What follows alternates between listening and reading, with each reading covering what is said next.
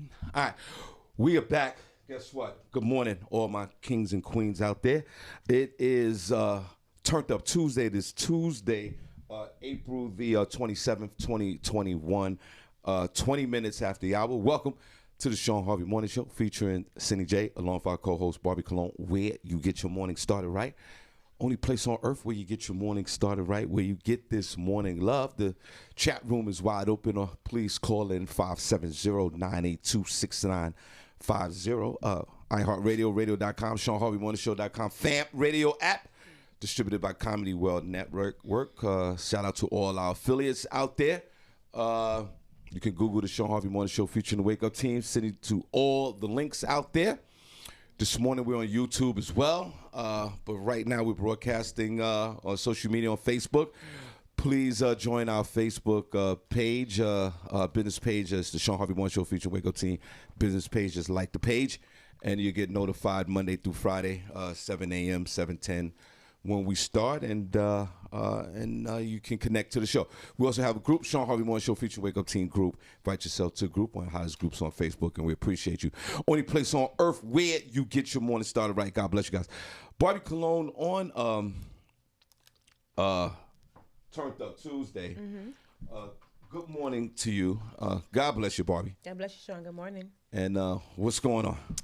It's gonna be a great day. How are you? I'm good. Awesome. Here in Bethlehem, where we broadcast live to you from right now, it is 43 degrees, going up to a high of 72 today. And it's going to be some clouds, but it's going to be a pretty mild day.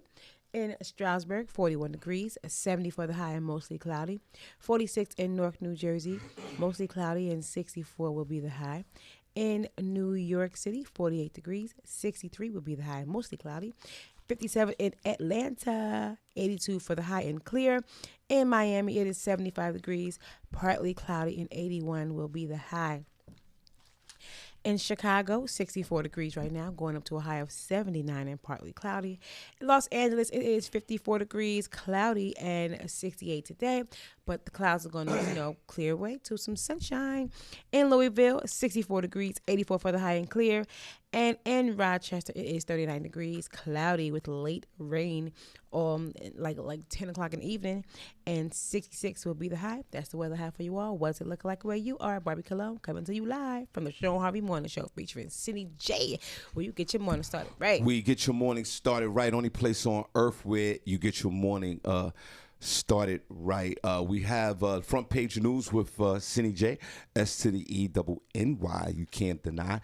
We have the news at the top of the hour at 9 a.m. You don't want to miss the news with Senny J. We give you the news locally, nationally, globally, and you know how I love it from the hood. So stay tuned for that. That'll be Barbi Cologne's edition. Also, what else we have, Barbi, real quick? Yeah, that would be some Harvey House of Sports. You guys stay tuned. Don't worry about it. I just want to try to do something different. And then what we want to do is, after that, we're going to have the morning buzz. We'll start with the morning buzz. And that's the one thing that we could guarantee on this show each and every day, that your head will be buzzing before 9 a.m. Now, I'm going to do something different. We'll do announcements in a minute. I want to say this here, living in Bethlehem, Pennsylvania. That's where I live now. Came from the Poconos. I moved to Pennsylvania in 2005, Barbi Cologne. Moved to the Poconos, no man's land. Shout out to my peoples out there in the Poconos. God bless you. You're still there. There's a lot going on up there. A lot of space. And then 2013, I moved down here to Bethlehem. And when I moved down here, I had no idea what was going on down here, to be honest with you. Unlike where Barbi Cologne lives in Easton, that's the other town heading east, going to like New Jersey and New York. We have limited neighbors. But we do have neighbors on this side of town, Barbi Cologne. The neighbors are over there on the south side. And I want to say, unlike Barbi Cologne, I embrace my neighbors. On this side of town where I live, they're not over there. There's not a lot of neighbors where I live. A lot of progressive black folks and some white folks. And I want to give before I start, I want to give a special shout out to my neighbors. They doing it real big. They're out in these streets. They're still representing. And if you're a certain age and you're standing on the corner, you have to reevaluate your life. And I say this, Barbi Cologne, before we get into the story about people driving in the highway too fast. Yeah. And there's a new law in Pennsylvania getting into that. Back in the days, Barbi Cologne, it was real cool to hang out on the corner. Yeah. It was almost social status. It was almost, you was part of an elite clique to stand in the corner or in front of the building doing absolutely nothing. Well, no, they was doing something. Right. And hanging out in front of the building and hanging out on the corner. Yeah, there was a lot going on. It wasn't nothing good going on, I would say. Sometimes it's good to have like short conversations and keep it pushing. Right. But there were folks, and I knew we all grew up with folks, Barbi Cologne, that stayed on that corner. Still on the corner. Shame. And right, some of them are still on the corner right now. But if you're standing, I know that our listeners out here, at least 99, I would say 0.5% of our listeners are standing on the corner. I don't know about half. I think not half. I mean, like 0.5%. Yeah, it's a couple of like, there might be one person that listens to this show that still stands on the corner. A couple of them. It's a couple of them. And if you're over 13 and you're standing on a corner, you have to reevaluate your life. Now, for me, Barbi Cologne, when I was a young boy, I'll be honest with you, I glorified the neighbors that were standing on the corner. Dang, Shawn. And there was a point of me that I just wanted to be like them. So that was your goal in life, was to be a corner, to be a boy standing on the corner. Standing on the corner. No goals in life. No goals at that point. No goals. Shame. And it goes back to, we always tell our young folks, Barbi Cologne, on a Turned Up Tuesday, that there's nothing on that corner. Right. But we could never see it as, I mean, for me and others. I mean, put a number 1 in the chat room if you ever stood on the corner and you hung out in front of the building. It's nothing wrong with hanging out in front of the building, Barbi Cologne. As long as you got something going on in your life. But at some point, you have to leave the block and leave in front of the building and go on with your life.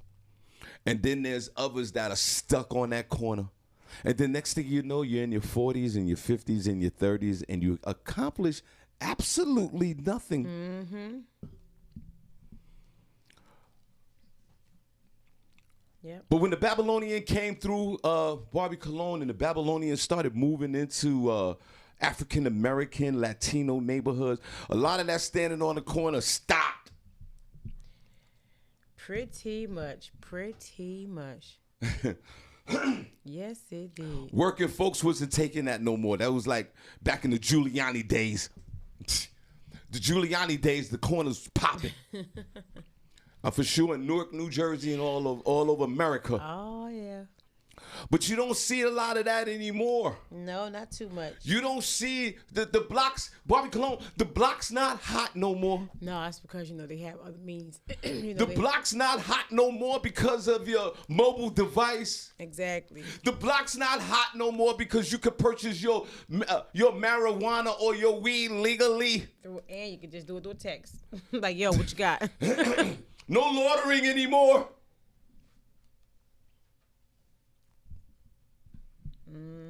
So if there's any type, and the block is really not hot no more because of COVID. And that's the one thing I do applaud with COVID in a sense for a short period of time. It got the neighbors off the block. Yeah. But they're back. They're back now. They're back. They're like, damn, COVID. We outside. Right. They are vaccinated and they're ready to turn up. Don't worry about it. Crime didn't stop. Too bad their customers didn't get vaccinated with them. Right. They needed their cousins vaccinated. Crime didn't stop doing COVID. Crime kept going. I'm talking about standing on the block and being outside. Mm-hmm. And that's something that I'm so grateful for my children, Barbie Clone. I have 5 kids. Yeah. 23 to 37 years old. I got grown-ass kids. And none of these kids, I'm truly blessed, Barbie Clone, never stood on the block. Yeah, my mother ain't play that. No.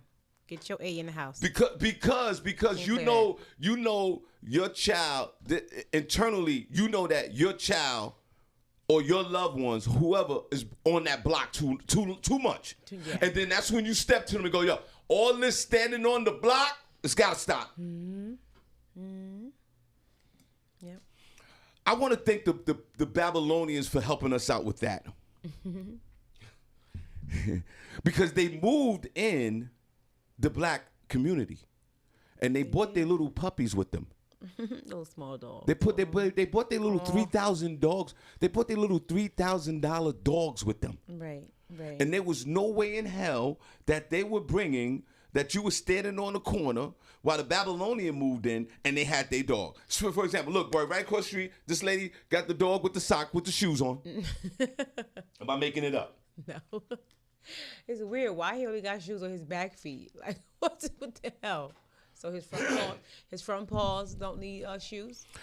But that's the love that they have for the dog. If you are still standing on the block, or if you know somebody that's standing on the block, holding that block down, please call in 570-982-6950. Barbie, I haven't stood on the corner in 30 years. Well, thank God for that, Shawn. Let's clap. Right. We don't need you on the corner. We don't need me on the corner. Let me know if this, and let me know wherever you from, wherever you live in this country, what block is hot. Because of Barbie Cologne, there are still some hot blocks out there. Yeah, you know. There's some hot blocks. If you're still in the hood, a lot of hot blocks. A lot of hot blocks. Call me if you know a hot Barbie. I did a comedy show Sunday or Saturday in Philadelphia. The block was hot. Well, I was in Kensington, down there where we always talked about. Yep. I was there. You was in the hood. I was in the hood. I was in this gathering hall, and doing the show. The dude across the street had a domestic violence charge against his lady. They were fighting. The cops was outside. They arrested him. Damn. That block was hot. Because growing up, Barbie, you know, everybody knows this. There were certain blocks that were so hot that you didn't walk down that block. You didn't go on. You didn't walk down that block. And you didn't walk down that block in the daytime. That's when you know that block was hot. Right. But where's those blocks now? Who knows? Barbie, in Easton, in Easton, Pennsylvania, Barbie Clone. What block is hot? I don't know, because I don't be outside. Well, Barbie, this is critical information. See, I think, and over here, I think like over there on Freemansburg, on the north side here, Bethlehem, where I live, I think the block is hot over there. It's turned up. So I can, and over here on the south side of Bethlehem, on certain streets over there, 6th Street and all that, I think the block is hot a little bit. Barbie, everybody in the chat room, I don't care where you live now or even in previous, what was that street where the block was hot? Because Barbie, where I lived in Intervale in the Bronx, New York, the building I lived in was hot. Yeah. Barbie, growing up or here in Easton, Pennsylvania, where you live, Barbie lives in the next town that I live in. I say Freemansburg over here in Bethlehem over here, over Freemansburg Avenue in the back over here. That's hot. It's real hot over there. And over there on the south side on 6th Avenue over there, it's hot. Barbie, in Eastern Pennsylvania or in Newark where you grew up, do you remember the block? What block was hot? What block was, you know what? Even your family told you, don't. Yeah, you got Springfield Avenue, Avon Avenue. Yeah, those, right. was hot blocks. Now, when they still hot blocks. Now, when Barbie said that, when Barbie's saying this, her eyeballs are about to pop out of her head. Like, it's still a few blocks and you do not go on. Like, if you don't know the Quarter Boys, keep your ass from off the blocks because you might not make it off the block. Now, Barbie, here's the optical illusion part of that. You, like, say you're a grown ass person and you walking down a hot block. and you know you're not supposed to, but you accidentally did. You may end up running down the hot block. First of all, what are you doing down a hot block? Put Right. Chat room. Wherever you live now or previous, what was the hot block? Yeah. What was that block? You knew. Growing up when I was little, it was like 16th Avenue. Like that was the craziest block that I can remember. Like you do not go on that block. Like it was a whole avenue. Like you do not venture on that block unless you knew the corner boys. And they'll be like, "Get your little ass home. Why you over here?" They'll make sure you get back home. And they'll send one of the little guys to walk you home to make sure you got home. But other than that, if you didn't know them, you wasn't making it home. That's why I'm kind of immune with the block thing, because I grew up, Barbi Cologne, on the block. Yeah, it was my I neighborhood. grew up on the hot block. Yeah.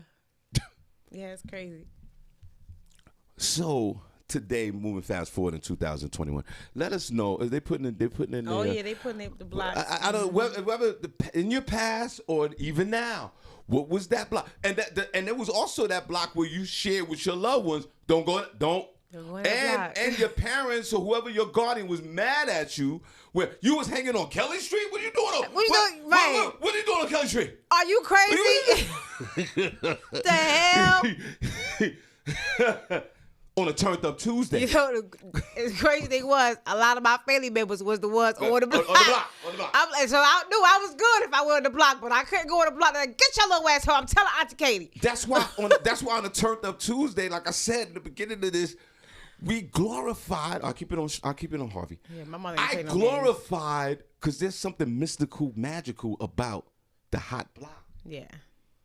Some of us glorified it, and some of our neighborhood heroes have been killed on the block. Mm-hmm. And then they put up the big mural up there. Right, all the candles. That's when you know the block is hot, when they put a picture of your face on the wall with candles. That's when you felt right. Back when I grew up, Barbi Cologne, my man, he was the thug of the neighborhood. Yeah. Like his reputation superseded himself. But unfortunately, they killed him. Yeah, because he was everybody feared him so much that some guy called the thug on the block, the number one thug, to confront somebody else. Yeah. And that person killed him. Well, that's before he even confronted him. Wow. The guy found out that the thug of the block was coming to see him. He was ready. And he killed him. He didn't even. There was no question. Just killed him because he knew when he was coming, something was happening. Where it was going to happen. So he killed him first, and then guess what they did, Barbi Cologne? They put a big picture of the thug right there in the hood. Everybody, you're not, invincible to a bullet. But a knife. I'm saying, is that one of life's successes to get your face painted on a wall in the hood? You made it. You made it. And I believe to this day it's still there. And the man died about 25, 30 years ago. Wow. And that's another thing. You know, if the block is hot, if your fallen hero went down in that hot neighborhood, Barbi Cologne, and they put that picture on the wall. Yeah. They have the local graffiti guy come through and tag it up, make it nice. Yeah. And if you touch that, you'll be a little picture of yourself. Right, I'll be right next to it if you mess with that picture. Like, oh, you want the face look OG picture? His portrait, we got something for that ass. And nobody will touch that picture. Now, put everybody in chat room. People who are listening. Yeah. Is that picture in the neighborhood? You know that the block is hot if that portrait is on that side of that building. Mm-hmm. Yeah. And you see Rashad in them every day with the gold chain. My thug guy, he had he wore this gold chain every day. And the guy put the gold chain on him. And everybody just keeps glorifying it. Yeah, it's crazy. So, in saying all of this, I like to applaud the country. Even though the block is still hot, a lot of folks are not standing on the corner like that. You know, they're still evolve. They're still standing on the corner. Don't get me wrong. They still. I was recently down in Newark, New Jersey. I was on Market and Broad Street. They're out there. Oh wait, if you on Broader Market, that's where they react. Cause you know they peddling their little wares and their products. Yeah, but they've been out there for 40 years. Right, and they still. But there's still some of them hanging out. Just they're peddling. They doing their thing. A lot of hangouts. But there's still some of the folks that are hanging out. Now going on up to like if you keep going up Market and then it got the split. You can go to Clinton one way and Springfield one way. Hell, both of them blocks is hot. That's hilarious. Like you don't go. Yeah, you gonna see somebody in the corner. So if you grew up in the hood and there's a mural or some portrait of some guy, it's always a guy. Yeah. You don't ever see too many females. You never see no female. You don't see a lot of females on the block. You know, they usually the little cute ones walking by. Now they probably the little corner boy's girlfriend, but they're not allowed to be out on the block like that. You know, they got to be home or somewhere else. We need more females on the block. No, we don't. And we need keep your ass. I want to see a female on the wall too. Why would you sure? Yeah, I want to see one of the females, one of the fallen heroes. No, sure. You never see a female on the wall, Barbi Clone.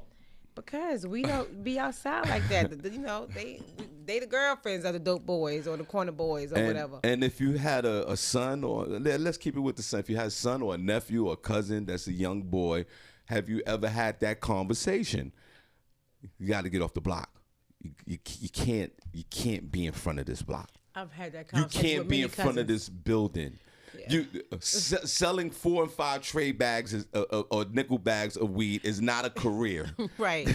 You the best basketball player in the hood. That's not gonna equate to anything. Because you want to be on the block. You can't because you want to be on the block because as you grow up as a teen. You try to evolve in life. You think that you're stuck because you think that just that corner block or just that neighborhood is the whole world. Yeah. I know a couple guys who was awesome in sports, basketball, football, baseball, from the hood, but because their life circumstances, they was stuck right there on the block. Right, because and they didn't have that support system. They're like, no, don't do this. Yeah. Go play ball in school, and then you go to college, you get a scholarship or whatever, and then go to the pros. They were really good, but right, or just venture out into the suburbs, or to just go to another state. Right. So a lot of us get stuck. I'm just saying generally speaking, a lot of us get stuck in the environment of the block because we think that the block is the whole universe, when it's further from the truth. Yeah, that's crazy. So I applaud the parents and the guardians who fought through all that turbulence of getting these young folks off the block and going on into life. Yeah, my mother didn't play that. Like, get your little ass in this house. The block, like hanging on the corner in the block is real dope for like an hour. Like even like some people get dressed up and hang out on the block. They was doing too much. Yeah, you get real. You get real fly. You hang on the block. Put your new kicks. Your little G outfit. You gotta be dressed up. Some people get fly. They stand on the block, and that's everybody see they do wears. You got some new sneakers on or something brand new. You want to go. You want everybody to see this. Right. If you can't go to the club, you can't. If you stuck on the block, you on the corner right there. You on that corner, fly as hell in that corner. You going to the bodega 4 times an hour, just so everybody can see your new style. Your little cute little Reebok classics with your little leather jacket to match, little mini skirt. Yeah, these girls and these guys, it's a trip, I tell you. Before we get into this first show, I want to start a movement here on the Shawn Harvey Morning Show Wake Up Team. I want all of us to get together one day and stand on the corner on the block. No, that's not a good movement. People getting shot and killed right now, just by standing. Imagine all the members and all of us, all of a sudden one morning or one afternoon, just stand on the block. First of all, we got to find a block. We got to find a block that's... We can't do it out here because they'll call the cops fast. You don't see too many people standing on blocks around these parts. Not too many people because they will go to the police fast as hell. Like there's a black person standing in front of my building. I'm a little nervous. Please, could you please send help? Right. Yeah. Well, there's 30 of them. Right. Oh, don't let it be. No, if it's more than two, you going to jail around these parts, honey. We're going to start a movement here on Shawn Harvey Morning Show Wake Up Team. We're going to get everybody stand on the block one afternoon. We're going to find a block to stand on. Shawn Harvey Morning Show, Senny, Barbi. Good morning, everyone. Good morning, Tricky D here. Good morning, Tricky. Yeah, you know I had to call in, Shawn. You start talking the block. Oh, man. Oh, man. It is so true that our people get so stuck. They get tunnel vision in the neighborhood. And like you said, they think the neighborhood is the all. That's it. There is nothing else besides those four corners of the block. And when you said, when people start getting dressed up, that's been like that from day one. Mm-hmm. From day one. We take that from 78 all the way to now. It was like back when you got your brand new kids. You spent $13 on some brand new kids, and you had to come outside and sport them. Yes. You know? Yeah, you had a brand new pair of Lee jeans, the flare jeans. You had the flares, and you had a sweatshirt. You know, and you said something the other day that some guys and girls, because they had the terry cloth suits, the short suits, and we would change 3 times a day just to go nowhere. Right. We went nowhere. Nowhere. Right. I mean, I would listen. I changed my underwears twice a day. You know, it was like, where am I going? Nowhere. To the corner. You know, you had to have on your fresh BVDs. Right. You know, you had to have on your nylon underwears. You know what I'm saying? You man, listen. You had flavors.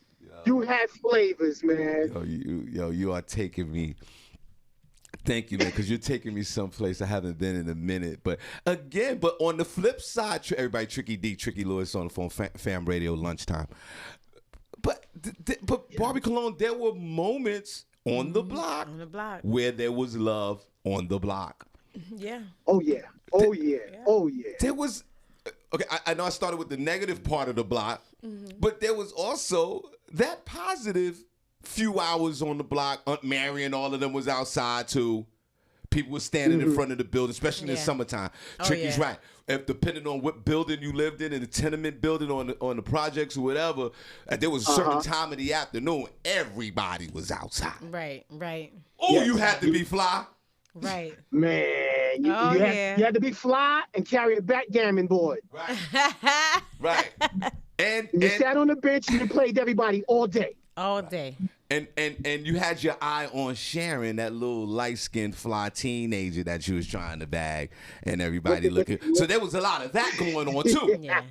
Look at you were happy when the park jam came because now you're gonna change again. And you're like, yo, I seen Sharon earlier. She had on that terry cloth suit with the jellies. Oh man, I gotta see her. I gotta see her out there in the park. To do what? Just to talk for a second. Right. That's it. Just to talk for a second. So in saying all of this, those were the parts of the block that we reminisce about and we love. And then there's the other part of the block where it will destroy your life because you just, like Trigger said, the tunnel vision of it all. You can't even see the train station because that block just consumes you. And even if you grow up as an adult, you go to work, say you have a job, and you're in your early 20s or 30s, in that age range, you come home from work, you're still standing on the block. On the block, exactly. You get a paycheck to stand on the same corner that you've been standing on since your early teens. If you're still standing on... But you feel big Willie now because what it is, you got a little money in your pocket from a legit job. So now you want to buy everybody the brewski. Yo, on me. But you hot stuff. And they gonna take it. They gonna take it too. But Tricky, it did sense. It was because I was in my. We're talking about me because I was in my early 20s and 30s. I was on the block. But Tricky, it did feel good working in Midtown Manhattan, Barbi Cologne, on a Friday, taking that train back uptown to the Bronx, getting off at Intervale, 163rd, going up to Southern Boulevard, buying a quick outfit, right, going back to the crib, changing. The fellas are downstairs. It's Friday. Now it's 7:30, 8 o'clock, summertime. Everybody don't work. Now everybody's standing on the block. Standing outside the block. And everybody just chopping it up. I mean, we You're glorified right. the block, but we also ran to it and we congregated. Yeah. And Correct. And then what happens is, hopefully, in the natural progression of life, Tricky, your credit get better or something else happens. Then you start moving away, moving out the block. Yes. But if you're still on that block, I want you to call in 570-982-6950. If you are still holding it down at 50 years old, I am not mad at you. No, you should have had better life. I'm not mad. Tricky, you and I know. We ain't even, and Tricky and I could start naming people we're not. Tricky and I could go back to our hoods and see the same people that we grew up with. Not their parents or their aunties and all them. The ones that we grew up with. We grew up with, yes. They're still on the block. Wow. And They can't should have judge been off the block. They should have been off the block too with success. Right. Wow. But Tricky, what if you move off the block and you become successful? Barbi Cologne, you lose everything. You got to make a pit stop back in the block. Oh yeah. Listen, I go through that now, man. But you know what? It's real easy. Just donate to their family day. Go there with some ribs and some cake, and they all right with you. You know what I'm saying? Because then they say you never forgot. Right. But It's when you move away and you do nothing for your neighborhood and you become successful. So now it's hard. How do you give back without being criticized or saying, "Oh, you all that"? Yeah, well, it's right. It's damn if you do, damn if you don't. You But gonna get Barbi, that regardless. but Barbi, the poetic justice, the tragedy of it, Tricky, is you become successful in life, and then for whatever reason you lose everything, and you got to go back to mom house for a few, back on the block, and you got to live back on the block for about a year or two. Yeah. And Domingo in the bodega still remember you. It's still a sort of a culture shock, though. You know what I'm saying? Because the same guys on the corner may be there, or they seeds is on the corner. So you look at them like, damn, I did this. Can I fit in? like Barbi Cologne, for me, going back to the block is annual. So like in the summertime, like Grandmaster Caz and them, they do a every Thursday out in the park. Yeah, LaShawn be telling you. And then we all go out there on yo, what up, y'all? Everybody's still alive, all right, cool. Right. And then on my mother's block, we have like a Rogers Day block day. Yeah. And then we all the old heads come back out and we all congregate, blah blah blah, twice a year. And then I guess everybody's passing through the hood or the block to see their loved ones that are elderly now. But all that just kind of just randomly going through the block and seeing what's up, at a certain age, that has to stop. Yeah. Stop. It gotta stop. It has to stop. Unless you happen to go through the hood. Pass you through. Then, you might gotta else. hit somebody up. Yo, you out? Yo, let's talk for a minute. But other than that, it has to be like I think your hood visits are scheduled now. Yeah. And if you get when you get to a certain part of your life. Yeah. Like I might run into Tricky this summer if they have like I said, Katona Park, like the old school Grandmaster Cast and all them. Yeah. Tricky might be out there. There's a few others. And then we'll just, talk for a minute, chop it up, and just keep it pushing because everybody has their lives to live. Exactly. But if you are still on the block, call in. But Tricky, listen, no, we're not going to do that. There are people, Barbi Cologne, that are in their 50s that are on the block, and that's just what it is. Yeah, well. They just live there. That's still their family. They consider that's what they know. That's what they know. Like you said, Shawn, they don't know what Midtown is. They don't want to leave the neighborhood because you got some some of them that's so trapped up amongst each other, like, oh, I can't go over there. Why not? Because my mans and them got problems over there. But wait a minute, that's them. Right. That's not you. Right. But that's the street culture now, because now that area is looking at you as, oh yeah, you down with them. So it's like now they stay in that square again, on that corner, in front of that building. See, one of the things that I dread in life, Barbi Cologne, and I say this respectfully to the block and to the hood, right? Much love. You know, I'm from the Bronx. Right. You know, I love my borough. Morris, Senny, and that whole area is one of the poorest neighborhoods in the block in New York City, and I represent it hard. Pause. Yes, that's right. Innerville, 163rd Street. But the one thing I fear in life, Tricky, one of my fears, I've overcome that fear, obviously, is I would never want no one to ask me, Barbi Cologne, you still live on Innerville, 163rd Street? Right. You still live over there? You still... I'd rather somebody go, you still drive that car, than to say, y'all still live? Yeah, I live right there. Shawn, listen, I know if you standing in that area, there's always gonna be one person that come around. Yo, you still live around here? They're like, dang. I just showed up 5 minutes ago, and you talking about I still live here, you know?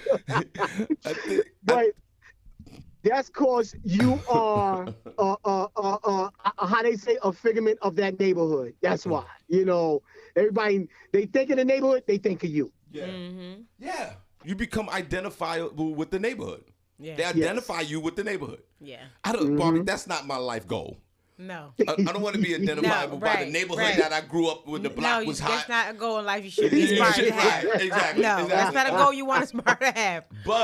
But we are still showing you love. Yes. If you are still on the block at the age of 50 and you still going to the same bodega, and the dude that used to cut your hair, he died.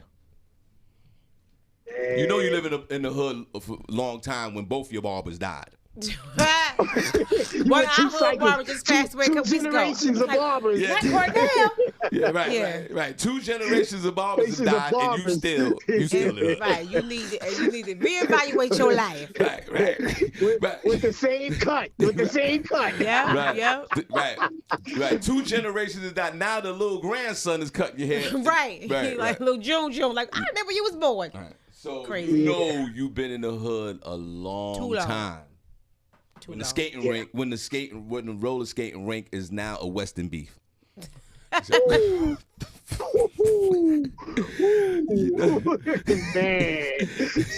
yo. You know you've been in the hood a long time when the Baptist church is now a bingo hall. You know what I'm saying? Like it's just... Listen, how about when the hospital is no longer there? Right. You know, remember Prospect Hospital, and you still got guys that hang out over there by Prospect. Right. You know, 156. I mean, I'm from Cortland Avenue, but I mean, you're right. You know, it's got to be a time when you let it go. You got to let it go. Let it go. Or venture out to someplace else. But like I said, I'm going to say it repeatedly before we let Tricky go. If you still in those streets, if you still in the hood and you're 50 years old, and you're still going to the same bodega that's changed its name 4 times, and your barber and both your barbers died, and now you are now on the committee of the 50th on the block reunion. Call in, because we want to talk to you. Call in 570-982-6950. All right, Tricky. So everybody, Tricky, you know what we're gonna do? Lunchtime with Trick. Trick, you on today, right? Yes, I am. Thank you. All right. Lunchtime with Trick, Fam Radio. Trick, where can they find you, brother? You can catch me on famradio.com, or you can catch me at Facebook, Tricky Lewis. And you can catch me as DJ, a.k.a. Tricky D on the Instagram. Right. Peace and love, everybody. God bless. Bye, Tricky. Now, Barbi, before we get into this other thing, so now, folks are now in the state of in Pennsylvania where we live. Everybody, we're broadcasting from Pennsylvania. Yes. On the other side of New Jersey. We're right on the other side of the Delaware River that the Babylonians took from the Indians. Straight took it.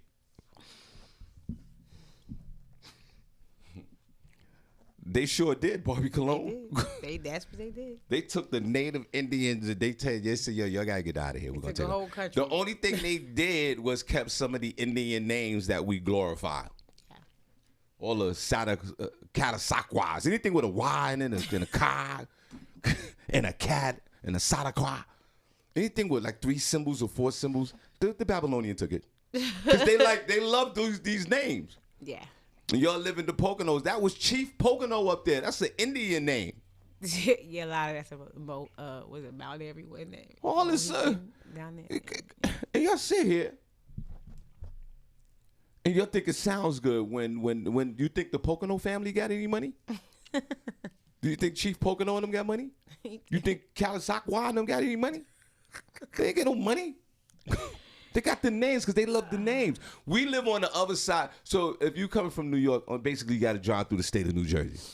Yeah. Once you go over the Delaware River, right, Barbi Cologne? Mm-hmm. You're in Pennsylvania. Yeah. Route 80 will take you north to the Poconos. 78 will take you central to out here, by the Newark Airport. That's why a lot of people that live in the Newark, New Jersey area, they live in this part of Pennsylvania, I think. Yeah, a lot of people. And then a lot of people from New York, Harlem, and the Bronx and whatever, they moved to the Poconos. Yeah, because it's quicker. I think if you think about moving to Pennsylvania, becoming a commuter, or whatever, I would suggest you move down here. Right. In this area. Look, yes. Catasauqua. I just said, look, Catasauqua. Catasauqua. You see it right on the van? Yeah, Did you see that? Catasauqua van, school van. That was from the Indians.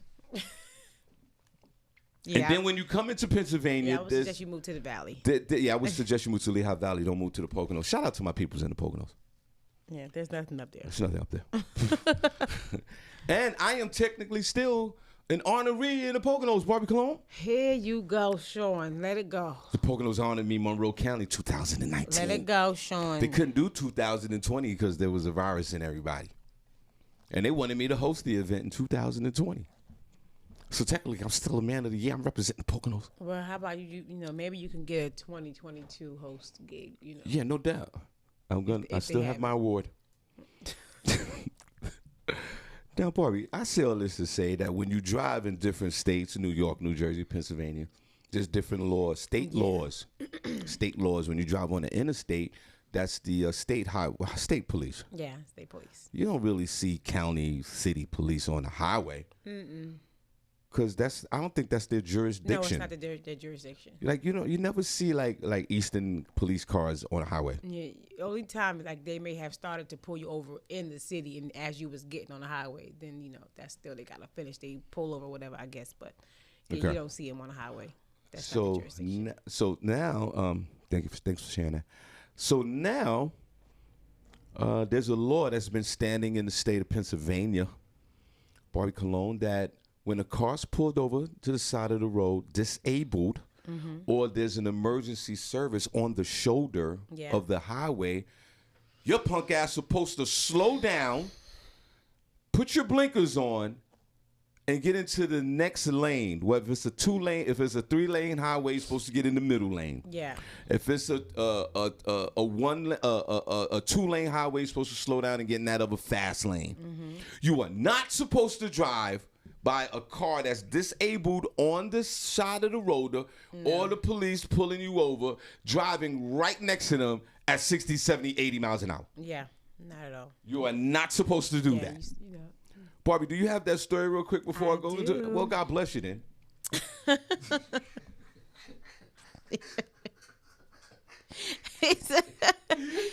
Oh, wow. Sure, you are a piece of work. There's not enough God blesses, Barbi Cologne. God bless you too, Shawn. That's what I'm saying. God bless. Move over law in effect Tuesday in Pennsylvania. So I'm guessing it's today, guys. Drivers must move over to the next lane or slow down significantly if an emergency vehicle is stopped on the shoulder. Pennsylvania has a new law. It's called the Move Over Law, and it goes into effect Tuesday morning, and will mean stricter penalties for those in violation. Drivers must move over to the next lane or slow down significantly if an emergency vehicle is stopped on the shoulder. Police vehicles, fire trucks, and tow trucks are some vehicles that you should look out for. The law has been around for many years, but authorities says new additions are being made. The first offense is now $500. The second offense is $1,000. The third offense and subsequent offense is $2,000. Plus, a third and subsequent offense can result in a 90-day license suspension. So, yes, quite heftier fines in regards to that, according to State Trooper David Peters. If you can't move over, you'll now be required to turn on your flashers and slow down to 20 miles under this posted speed limit. So if the speed limit is 55, you have to slow down 20 miles below that to about 35, 30, If you cannot, the Trooper Peters says observation by police at emergency scenes will be key to enforcing the law. Newswatch 16 asked drivers if they realize the new law goes into effect, and the key and what they think about the increased fines. A few comments said they didn't mind, and they think that it's a good thing. I think it's pretty good too. I think they should, because it's been the law, and I mean, common sense says if somebody's pulled over inside the road, you should pull over, because if they have to get out their vehicle, you can possibly cause more damage or more a bigger scene if you cause an accident or something. So yeah, you should. It's safety. Now, safety. Thanks for reading that, and you're absolutely right. And Barbi Clone, before we get into that, I got a warning for that. Yeah. Back a few years back. And I wasn't even driving the car. Well, dang. A comedian and myself was in Reading, Pennsylvania one night. Yeah. We were out there doing a comedy show. Mm-hmm. And from that was on a Friday night. And then we had to go to that was a Saturday night. That was a Saturday night, and then we had to drive from Reading, Pennsylvania to Albany, New York. Oh, that was a drive. Yeah, because we had a big Sunday morning show at a convention. Whatever we was doing, the black folks with the weekend trips, and they had the comedy show on Sunday. So that was in my drinking days. Yeah. So me and the comedian is driving because the comedian wasn't a drinker. So the comedian drove my car through Pennsylvania to New York. Yeah. So we're in the middle of Pennsylvania somewhere in the middle of the night going to the upstate. And there's a state trooper had a car pulled over. Oh. So in my drunken stupor, I get up as the guy's driving. I go, listen, you're going to have to slow down. Now, remember, I'm drunk. I'm giving him directions. He's driving. Right. He's sober. You're a drunk one. I'm the drunk one. I said, listen, you're going to have to slow down because you can't drive fast next to the police in this lane. Yeah. And he's like, nah, don't worry about it. We're good. All right. Drove right past the police car, 65 miles an hour. Guess what? What? You see the police trooper pull out the lane and track us down. Mm-hmm. Yep. That's what they do. And they stopped us and pulled us over. Mm-hmm. And I have to say, he was a nice guy. He gave us a warning. I was just about to ask, did you get a ticket? I didn't get a ticket. Now, remember, it was my car, but I was twisted. Yeah. But he saw all of that. He saw the guy was driving my car. He was sober. Yeah. I was drunk as hell. This is before Uber, before all of this. And he just said, listen, you can't do this, And he was nice about it. He could have gave me a ticket. He could have gave the guy a ticket. Thank God I wasn't driving the car. I would have been a rap for me. Oh, yeah, you would have been in jail. Right. So if you are, I just wanted to share my experience with this. If you are driving your car and you see a disabled vehicle or a state trooper and I don't care what state you live in. Just move over. if you're still driving a 90, 100, the 200, the 65, 35, if you are speeding by this situation with disabled vehicles, there's something terribly wrong with your soul. Yeah. You won't want nobody to do that to you. So now they're enforcing this move over law. Mm-hmm. Well, now, if you don't slow down, yep. I slow down every time when I see this. Yeah, me too. I try to move. You're trying to move out the way. Stop being a freaking idiot. Do you have no compassion in your life? Yeah. At all? Because you need to get from point A to point B? Mm-hmm. That you can't stop for a moment, put your hazards on, or just drop your speed limit down 20 miles an hour? Because you, like Barbi just said, you can fatally, you forget about crashing your car. And then on top of that, everybody's texting on their phone. Yeah. That's how, remember we read the story about Andy Reid's son, Brett Reid? Oh, what happened with him? Well, that's how the little girl got crashed. Her family had pulled over to help somebody else because they ran out of gas, and he was driving drunk and didn't move over and hit them. And that's how little girl, she was in a coma for a couple months, and she almost died. She made it, but he was charged. He was charged. Let me see if I can pull it up. See, did you hear that, everybody? Yeah, he was charged. Put a pause on. Pull it up. Yep. I told you I need. Ain't nothing wrong with being pulling it up, Sean. Well, I need medicine to pull mine up. So you're being very disrespectful to me. And you know this. Stop saying you got to pull it up around me. No, I can't pull it up. It's not gonna happen. No, easy. You can't get it up. Your girl can pull it up. She can't even pull it up. Nobody could pull it up. Medicine pulls it up. my urologist pulls it up, bro. He put a pause on that. Oh my God. I need medical technicians to pull. I don't know what you talking about. You said that's so easy. Yeah, maybe you might get it pulled up on demand. Whatever flavor of the month you're with. But for me, please, choose your words lightly if you don't mind. I'm very sensitive. I just can't pull it up. Now. Oh, goodness. While Barbi's pulling up the story, please put a number 1 in the chat room. Let's be honest. Before I get into these announcements, we're going to shout out to them. Let's be honest. Have you ever driven past an accident or someone disabled on the side of the road or a police officer and you just sped by at the normal speed limit without slowing down? I think we've all done that. But let's have a moral check right now. Have you ever did this? Or do you see it a quarter mile or half a mile away, and do you make it your business to, move over? That's the law. Move over. Yeah, move over. Come on, guys. Let's practice some common courtesy. I know we need to get from point A to point B, and I know sometimes we're hell-bent.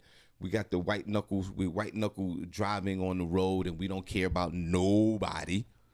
Which is that in its own sense is horrific. You got to share the road with folks. But put a number 1 in the chat room if you ever just went 65 miles an hour on the highway and you went right past that lane. And Barbi, have you ever? And it's actually very frightening. Barbi, you ever pulled over on the side of the shoulder for any reason? Let's say you drop something in your car, you get just pulled over, you got to get out the car, and you see how fast cars are. Yes. It's vibrating. Yeah, recently, the actually. Speed cars are, you don't realize, like when you're in the cars, whatever aerodynamic, whatever they do with the car, you're going fast, but you really don't feel it. Right. You're going fast, but you don't really feel it. But when you get out the car and another car goes by at the same speed you're driving. It's a little nerve-wracking. It's, come on, everybody. For sure everybody's been through this. Yeah. And the trucks, Barbi? Oh, they are horrible. They will fly past you. Yeah, it's crazy. When the trucks are going past at like 70 miles an hour when you're on the shoulder, you feel the vibration of the truck. You're not surviving that. You're not surviving that. So let's and yeah, what happened with that guy? Did you get the story? Yeah, he was charged with it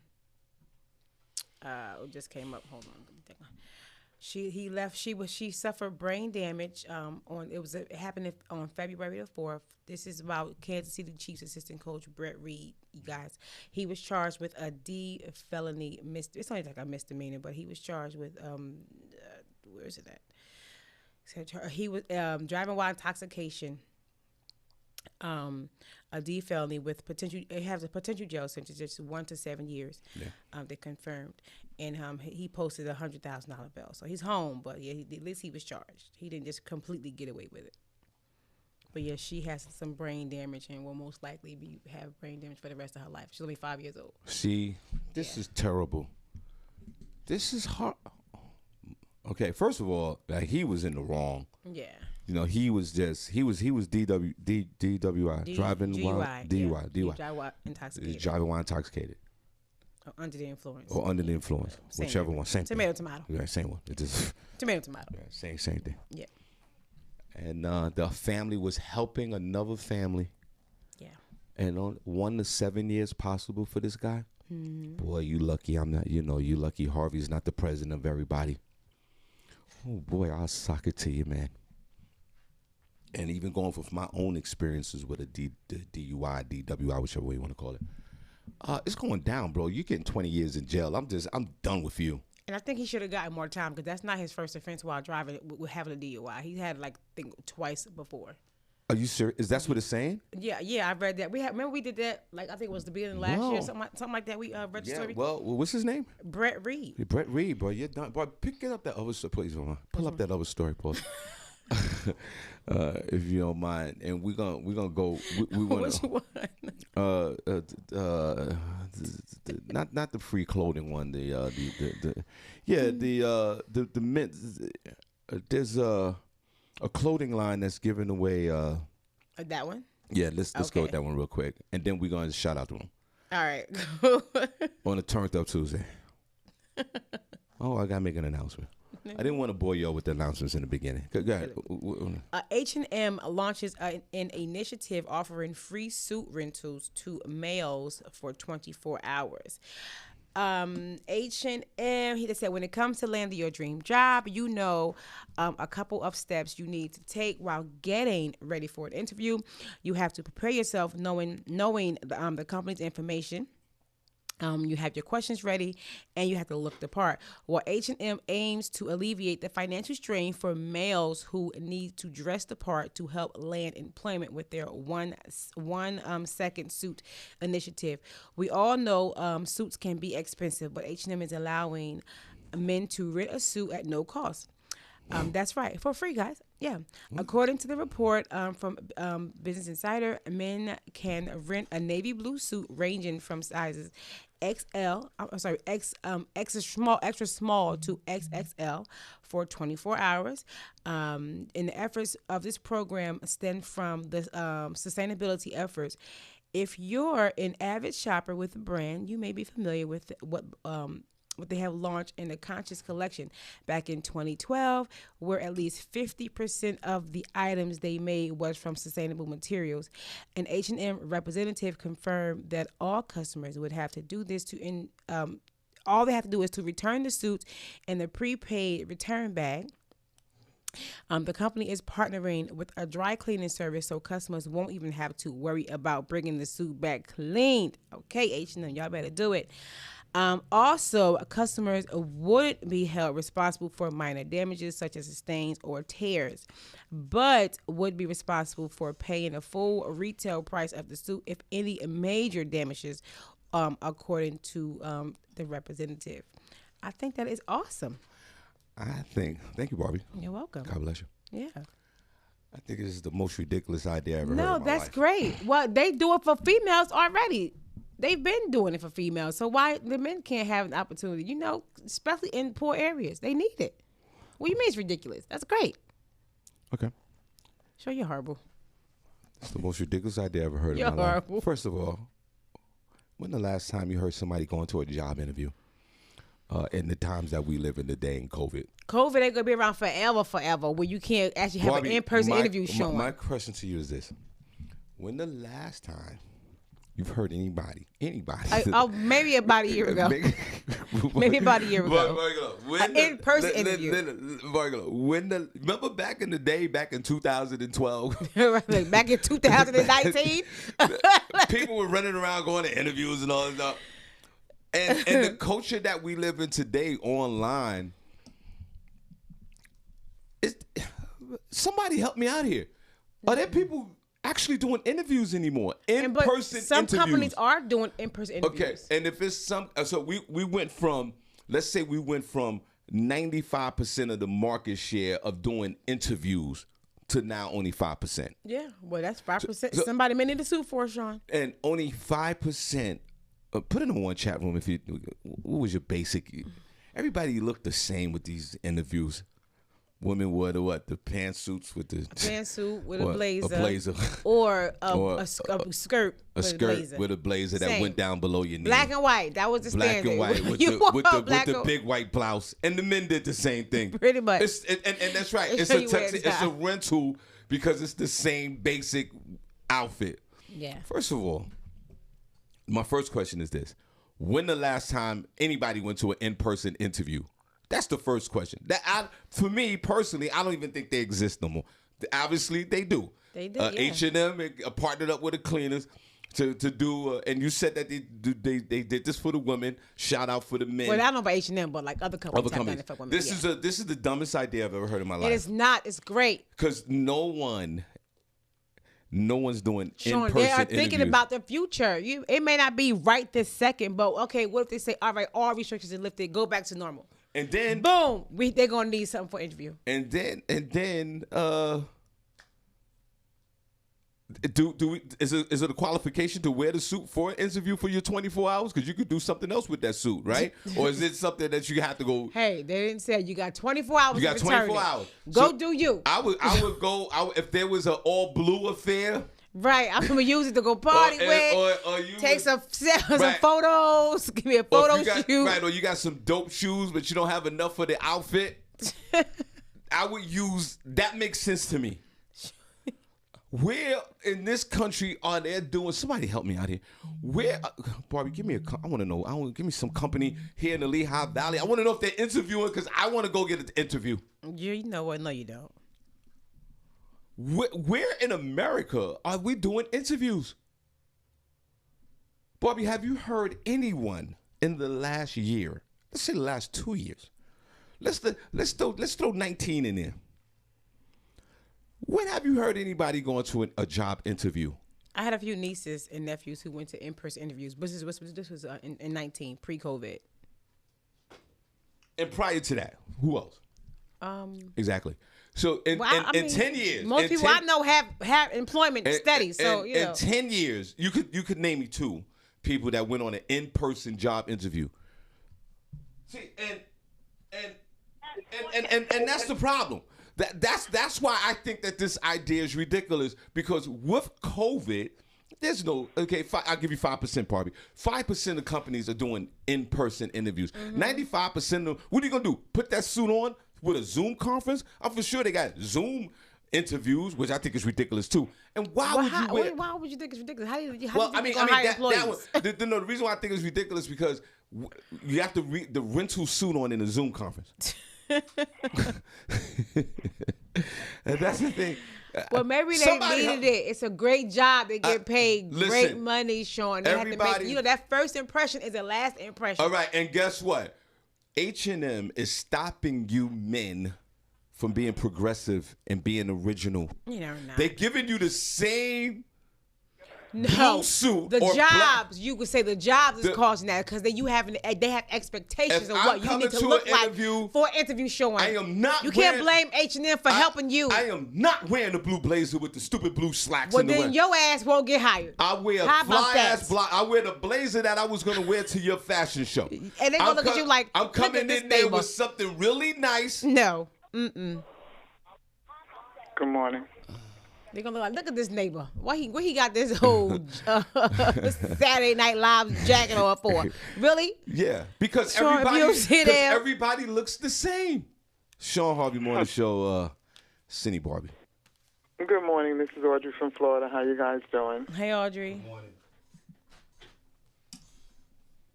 So, as far as interviews are concerned, Shawn, they are still doing in-person interviews. I think my daughter just had 2. But what they do is the first interview is on Zoom, and the second interview is in person. And as a matter of fact, when she went on the second interview, I don't think she wore a suit. No, she wore a nice pair of pants and a nice blouse. It was very, very casual, dressed casual. But she got both jobs, so she had to make a choice of which one to take. But they do in-person interviews. Mm-hmm. Okay. Ching Prod said he went 9 months ago to QVC for in-person interview. Okay, so you heard what Audrey just said. I don't think they're wearing suits anymore, no. See, I don't think that's not a, right. It depends, I guess depending on the job you're going for, Yeah, depending too. on the company. Right, so but you just heard what Audrey just said. Just validated everything I said. Her first interview was on a Zoom conference. But she still had an in-person interview, whether it was the first or second. The second one was an in-person that she was just dressed casual. Yeah. My whole thing is this. Maybe the job didn't call for her to dress up. If you're going for a position for a CEO, you're going to be sharp. You're not going to be casual. I understand that. You know what I'm saying? I'm not saying, I understand that. But there is a large percentage of corporate folks, regular folks that have these job openings that they're not doing in-person interviews right now. Maybe That's for the all first I'm one. saying. Maybe for the second one they are. You see? She just did This it. job was for a paralegal. So it was for an engineering company. And every morning when she goes out, she looks very nice, dressy casual. Nice I'm not hair, saying. flat. Of course, I'm not saying. I'm not saying you. If there's certain, of course, there's certain jobs where you have to look nice. I get it. I'm just saying that pre-COVID, the whole marketplace, you had to interview. This would make sense to me. This would make sense. Hey, everybody, H&M. If they did this campaign in 2018, it makes a lot of sense to me. Because now all the men could go get the blue suit and go on out there and try to get them a job. I'm just saying, yes, it's still going on, but the percentage is very low for an in-person interview right up the first interview. You just said, Audrey just said it. But I think, Shawn, the thing is, too, that a lot of people with the interviews, you can interview someone online, but you would really like to see who you are hiring or if they are capable of, you want to see in person what type of person you can see a lot of things on video, but you can't really see the person on video. So you have to have them come in at least once so you can see who you're hiring if they're actually capable of doing the job. Barbi, give me a company, if you don't mind, in the Lehigh Valley. I want to know what their interview policies are because I want to interview for a job. And the hospitals do in-person interviews. And like I said, with COVID, I'd be shocked if there were any with my man Chink and Audrey H. Johnson daughter. Seemed like they were the only two that went to an in-person interview in 2020. Did your daughter go on the interview in 2020 she or 2000? She just got the job. She just started on Monday. She just got the job. So she recently had the interview. Recently, so that's last week. Okay, so that's 2021. Now, Barbi, I'm not saying, I don't know about Ching, I don't know, but in 2000 when COVID was COVID and like 3,000 people was dying every day and we all thought we were gonna die. I'm talking about then. I bet you then there wasn't no in-person interview. No, it wasn't. With a blue suit. That's what I'm saying. Stay away from me. That's what I'm saying. But the numbers are going down. The job market is really hard right now. The job market is really hard right now. I mean, she had a really hard time finding a job, But then when she finally had these interviews, she had 2 interviews, both of which wanted 2 interviews. Both of them was the first one was Zoom, like I said, and then the second interviews were in person. Okay. And one of them, she even had a third interview. She had to come and sit with the CEO.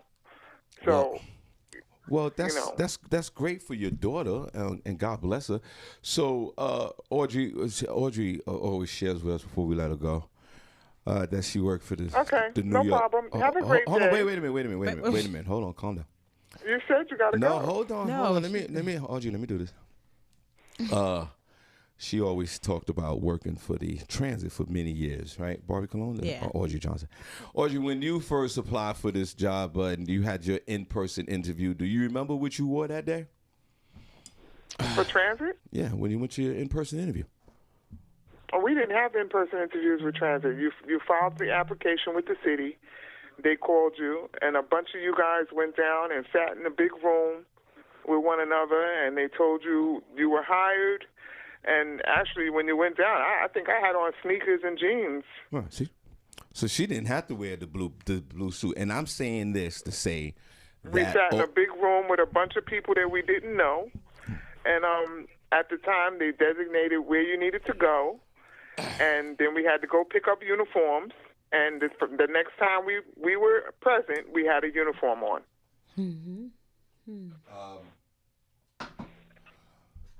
Barbi, do me a favor. Audrey, thank you. We appreciate you. See, You're and quite then you see, welcome. she says, she just shared it. Thank you so much. Now, Barbi, I can guarantee this. I don't know about like when everybody, like I said, when everybody was dying. Like this time last year, like we was taking L's every day. Death count was crazy this time last year. Yeah, How soon we forget? This time last year, this is April the 27th. April the 27th, 2020, we were dropping.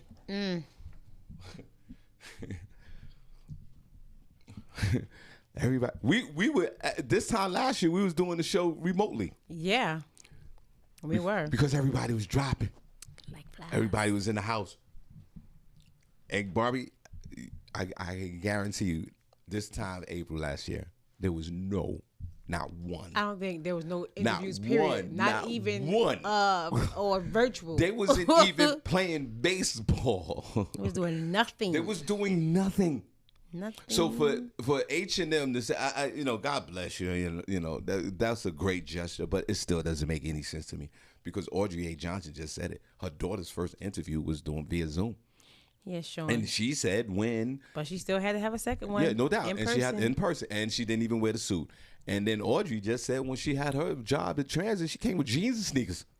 Yeah, well, it depends on the job. Like if you're going for a corporate America job, corporate bigwig job, you dress the part. Yeah, of course, no doubt about it. If you're going for a regular somebody at McDonald's, you wear jeans and sneakers. Well, why not? Why you can't wear this? Why you can't? Really, Barbi? So you saying? I'm not getting dressed up to go to a McDonald's interview. Why not? Because I'm not going to get dressed up to go spend $50-something for an outfit when I'm only going to make $10 an hour. You know what's sad about you? That's foolish. You know what's sad about you, Barbi Cologne? Whatever, Shawn. You're not even internalizing or reading the story. You don't even know what you just read. You just said that H&M said for men to dress up. For a job interview. There's three phases of getting the job, and one of them is getting dressed up. Yeah. It didn't say, Barbi Cologne, what job.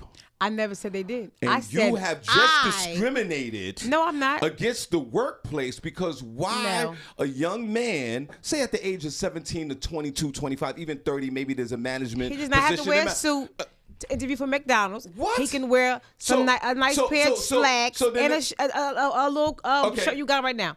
Okay. Not for McDonald's. Wow. So then, Barbi, McDonald's is safe to say is $1 billion business. So when you go to the corporate part of McDonald's, hold on. If he going to interview for management, maybe.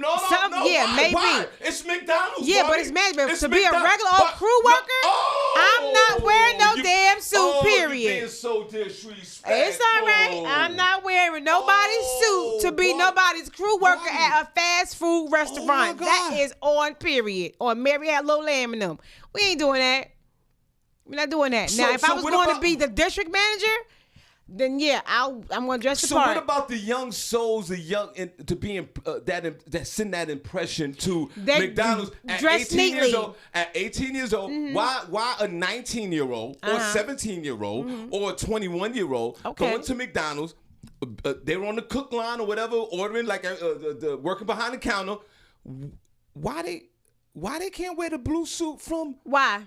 Why would you want to wear a blue suit? Because it's part you could wear some nice slacks and a nice button-up shirt or a nice polo shirt and be cool. I said McDonald's. And be cool. I said McDonald's. Mm-hmm. You immediately said no suit. I said McDonald's first. I believe. Then I said, well, what about the corporate part? Now you say, yeah, you wear the suit for the corporate. Yeah, if you for corporate. I said McDonald's as a whole. No, I'm not. I said McDonald's I'm not as a whole. dressing Why the up young in man- no why the suit young to be man- a crew worker. Just not doing it. I'm not doing that. But Barbi, it goes to what they're saying. No. So if you're a crew worker, and say I'm there's sure a bunch of other crew, the hold on. person- Say there's a bunch of other crew workers with the in-person interview, and they come looking like the way I'm looking today or the way you're looking today with the polo shirt. I ain't say wear this. I would not wear this on a job interview now. Hold on, Barbi. Hold on. Because that's basically what you're saying. No, And then no. Don't twist my words. I said wear some nice slacks and a button up or a polo. Okay. Is what I said. Okay, let me ask you this question. I'm gonna ask you this question in another way. Okay. Say if you was the owner of the McDonald's down the block, right? Say you're the owner of the McDonald's down the block. Yeah. And all these young folks are coming in there for a job interview, right? To work the cook line or whatever they do there. And one of the young folks didn't look like the way I look today with jeans, sneakers, and this polo shirt. One of the young folks came in with the H&M suit that you're talking about. Okay. Right? Out of all the other teenagers, knowing they all going for the same position. Right. Would that give an impression on you if the young man who didn't have to wear, he could have just came any other way he came. Yeah, he Just coulda. like Audrey A. Johnson said, if he came in there as a 17-year-old, even though he's working this cook line, he came in there with that two-piece blue suit with the shirt, looking professional. Okay. Are you hiring him? I'm not going to necessarily hire him just because he had that suit on. Oh, see, there you go. It may Twist make, around. wait, let me See, finish. see? It may make a nice impression, No. but that doesn't mean you're going to get that particular job because you got a what you're suit saying, on. But what you're saying, Barbi, is because it's a cook line job, they don't necessarily have to be dressed that way. They don't have to. But I think that if a young person came into the McDonald's that I owned, and I know, right, part of qualifications is not being dressed up. Right. But if they came in that way, comparison to the others, I'm going to look at that person like, wait a minute. I want this. This person went the extra mile. For me, He may have went the mile to dress the part, but he still may not be a good fit for the company. Shawn Harvey Morning Show. She's Shawn I'm just Harvey not Morning doing Show. it. Shawn Harvey Morning Show. Good morning, guys. Shawn Harvey Morning Show. I'm done with her. Good morning. It's all right. I'm done with Barbi Clone It's today. all right. I'm not dressing up to be no damn crew. No Yeah, crew but you're using selective. I'm just not doing it. Go ahead. Okay, Go ahead. I'm sorry. Everybody, Vanetta's on the phone. God bless. That's okay. Good morning. No, I was calling in about the issue as far as dressing, and I agree also. I don't care if you go into a job making $5 an hour or $50 an hour. You're supposed to go in there with your best foot forward, even if you never have to wear that suit to that job again. So if I saw 5 candidates and they all had the same qualifications, but if I had seen one with a suit on, that would stand out to me because that means that he took that extra time to make sure he came in put together. Right. Because you don't dress for the job you have, you dress for the job that you want. Ooh, so he may start out as a line cook, but he may be a manager someday. And believe it or not, there's some managers of McDonald's that makes close to 6 figures. Right. So you have to come in with that mentality on a regular basis.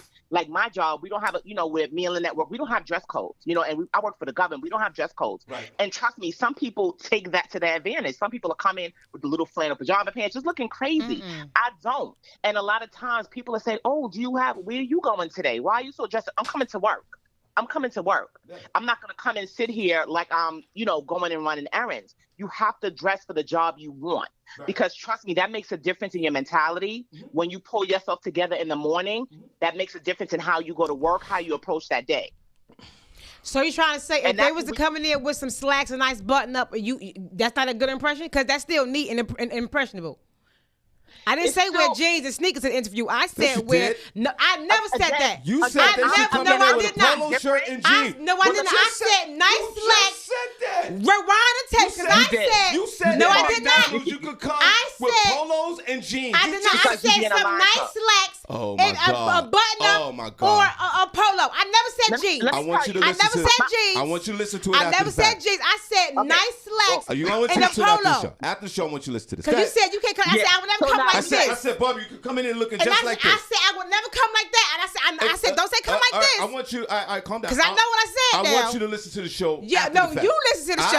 I did. I want you Because to I listen know to what I it. said. Okay, calm down. Go ahead. Calm Go down. ahead. Only Tuesday. Woo, let's woosah. Let's woosah. Woosah. Because she No always mistake, does that. I didn't say that. No, because I know what I Every said. time. Every Woosah. time. I do not cut it out. Barbi, you know how many What times I you was gonna say say something, is- 3 minutes later you go, I didn't say that. No, because you ask a question a different way, and of course it's going to get a different answer. Go ahead. Woosah. Vanessa. Yeah, woosah. Okay. Yeah, because one time my oldest son, he's 24 now, but I remember he was going to a job interview, I think at Nike or something like that at the Crossings, and I flipped out on him because he had like just a regular kind of polo shirt and some khaki. Where are you going? No, you're gonna go put on a button shirt, you're gonna put on a tie, you're gonna put on a sweater vest because you're gonna make that impression. And same thing. He was like, why? Like, it's only selling sneakers. Don't have that mentality. And that's part of the problem. We have to also pass that on to our kids because they're so misguided as is. So I always try to tell my kids, dress for the job you want, not for the one you're about to get or the one you have. So if you it just makes you feel different about yourself. now, it's like if you want, like if I was a young man, or if I knew if I knew a young man and a young person came to me and said, "Yo, I'm going to McDonald's for the line interview, and I got this 2-piece suit on. What do you think?" I said, "Yes, go on out there and get the job and feel good about yourself." Barbi said, "If you're dressing for a McDonald's job, you don't need to dress up." I said, "I don't care if you're the line cook or you going for the corporate part. If you want to come in there with a 2-piece suit from H&M, why not?" I didn't say you have to or don't do it. I said I'm not doing it. You said in McDonald's you don't have to wear nothing like that. That's what you said. When I first made the comment, I said I'm not showing up to McDonald's in those suits. Exactly. I'm gonna be casual. Is what I said. But that's what the point I'm trying to. You know what? All right, forget it. Because that's exactly. See, you say you. I said what I said. That's what I said. You're right, and I still believe it. You don't have to go to McDonald's with no 2 or 3-piece suit on. If just for a job to be a crew member. No, you definitely don't have to. You don't have to. Of course you don't have to. have to. That's all I'm saying. The person should want to. But when I said they should come in there with a 2-piece suit, you just immediately shut that down. I'm not doing it. That's what I'm saying. And if H&M is saying, "Hey, we're gonna give you a free rental of a suit for 24 hours for a job interview," it's a great thing. Part of their requirements was like, "Yeah, hey, listen, we know that you're applying for the job, you want the job. We're gonna take you over the top with the suit." And that's all I'm saying. Some jobs will. Right. So if I owned a McDonald's and a young kid came in there, I agree with you, Vanetta. If a young kid came in there with a 2-piece suit on with the hard bottom shoes, that's an impression for me. Yeah. I'm serious. That is an impression. That is something I'll go, you know what? The first thing I would think about this person, Barbi Cologne, is that this person is willing to go the extra mile. He's really ready to step up. Because he separated himself from the others. Yes. All right, we gotta go because Barbi's. All right, have a good day. Barbi is I can never get mad. All right. So listen, I want to say a few things, Barbi Cologne. Before we shout out to Vanetta. We're gonna we wanna. I need to hear those star thingies going too today, everybody. It's a turned up Tuesday. It's a turned up Tuesday. I need to hear. Hold on. Shawn Harvey Morning Show, Senny Barbi. Hold on a second. On Turned Up Tuesday, I need to hear these stars popping, everybody. I don't know if I can hear it. I don't know if you're doing it. But, no, you can't hear it no more when they don't do the bling bling no more. It doesn't. But are they doing it? I haven't seen any yet. Everybody, I need y'all to press the star buttons. I need y'all to donate to this show if y'all don't mind. I don't know if I can even hear it. I'm not even in the chat. I don't even know what the hell is going on. I'm talking to Barbi. I know what's going on. Shawn Harvey Morning Show, Senny Barbi. On a turned up Tuesday. Good morning, guys. It's Danielle. How y'all doing? I think everybody's turned up today. God bless you. How y'all doing? We good. Great. How are you? Good. I really like this topic because this is such a deep topic about dress codes and employment.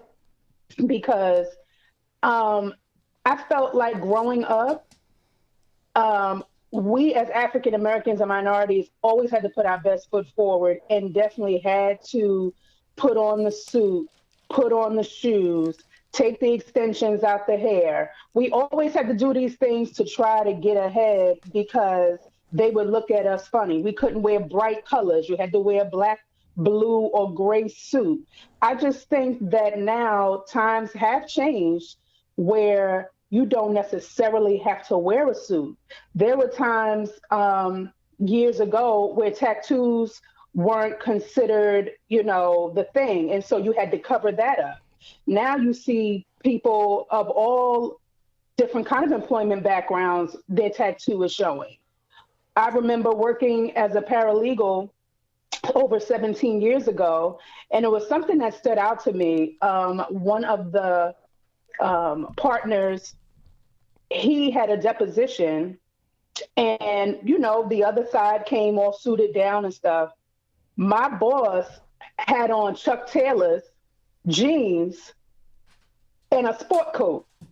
And I said, "Oh, you a bad MFer." "Oh, okay." "Oh, that's what you're doing?" And I mean, literally, it just made me see that there's two different rules for different people. But he was already the boss, so he could do what he wanted to do. He was already the boss. You know what I'm saying? That's how he was already the boss. Yeah. But it was so funny because the opposing attorney was on the phone, and I overheard him go, "He got on Chuck Taylors and jeans," to whoever he was talking to, and I was just like, it's so different. I agree with you, Barbie. I'm definitely not putting on the suit for McDonald's, but the way I talk, my etiquette, and my cleanliness, and my resume will speak for itself. Yeah. And back in the days, there were certain jobs that you would dress different ways. If you was in construction, went for a construction job, you wouldn't go in a suit. You would go with, maybe some nice shoes, a pair of Dickies, a very clean shirt, your resume, your billfold, whatever in hand. It's just, I feel like it has evolved and changed over the years how employment is now. Well, then why is H&M even doing this? Because some companies you still have to. Why are they doing this? She's just saying the boss came in there with Chuck Taylor. Yeah, but that was he was already the boss though. You trying to get some employment. I understand what she said, but the whole thing is now she's saying everybody's susceptible with tattoos and everybody could do this and everybody could do that. Some which jobs, is right. Sean, but some jobs you still have to be presentable and wear the suit and the tie. Why are they even doing this? Why are they even doing this? If I was going to a job to use for a law firm, I'm gonna be just a part. Take the suit and go to a party and rent it and hang out and put some patent levers on and go to the party. Because everybody's sending a mixed message here. No, you're not. No, I feel like H&M did it for minorities in the urban community. Yeah. I think they get it. I think they know that we have to put the extra mile in.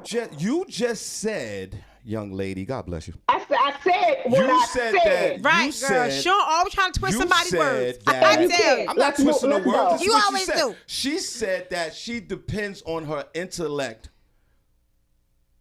and the way she communicates to get the job. Comparison to. And that's great for her. Yeah.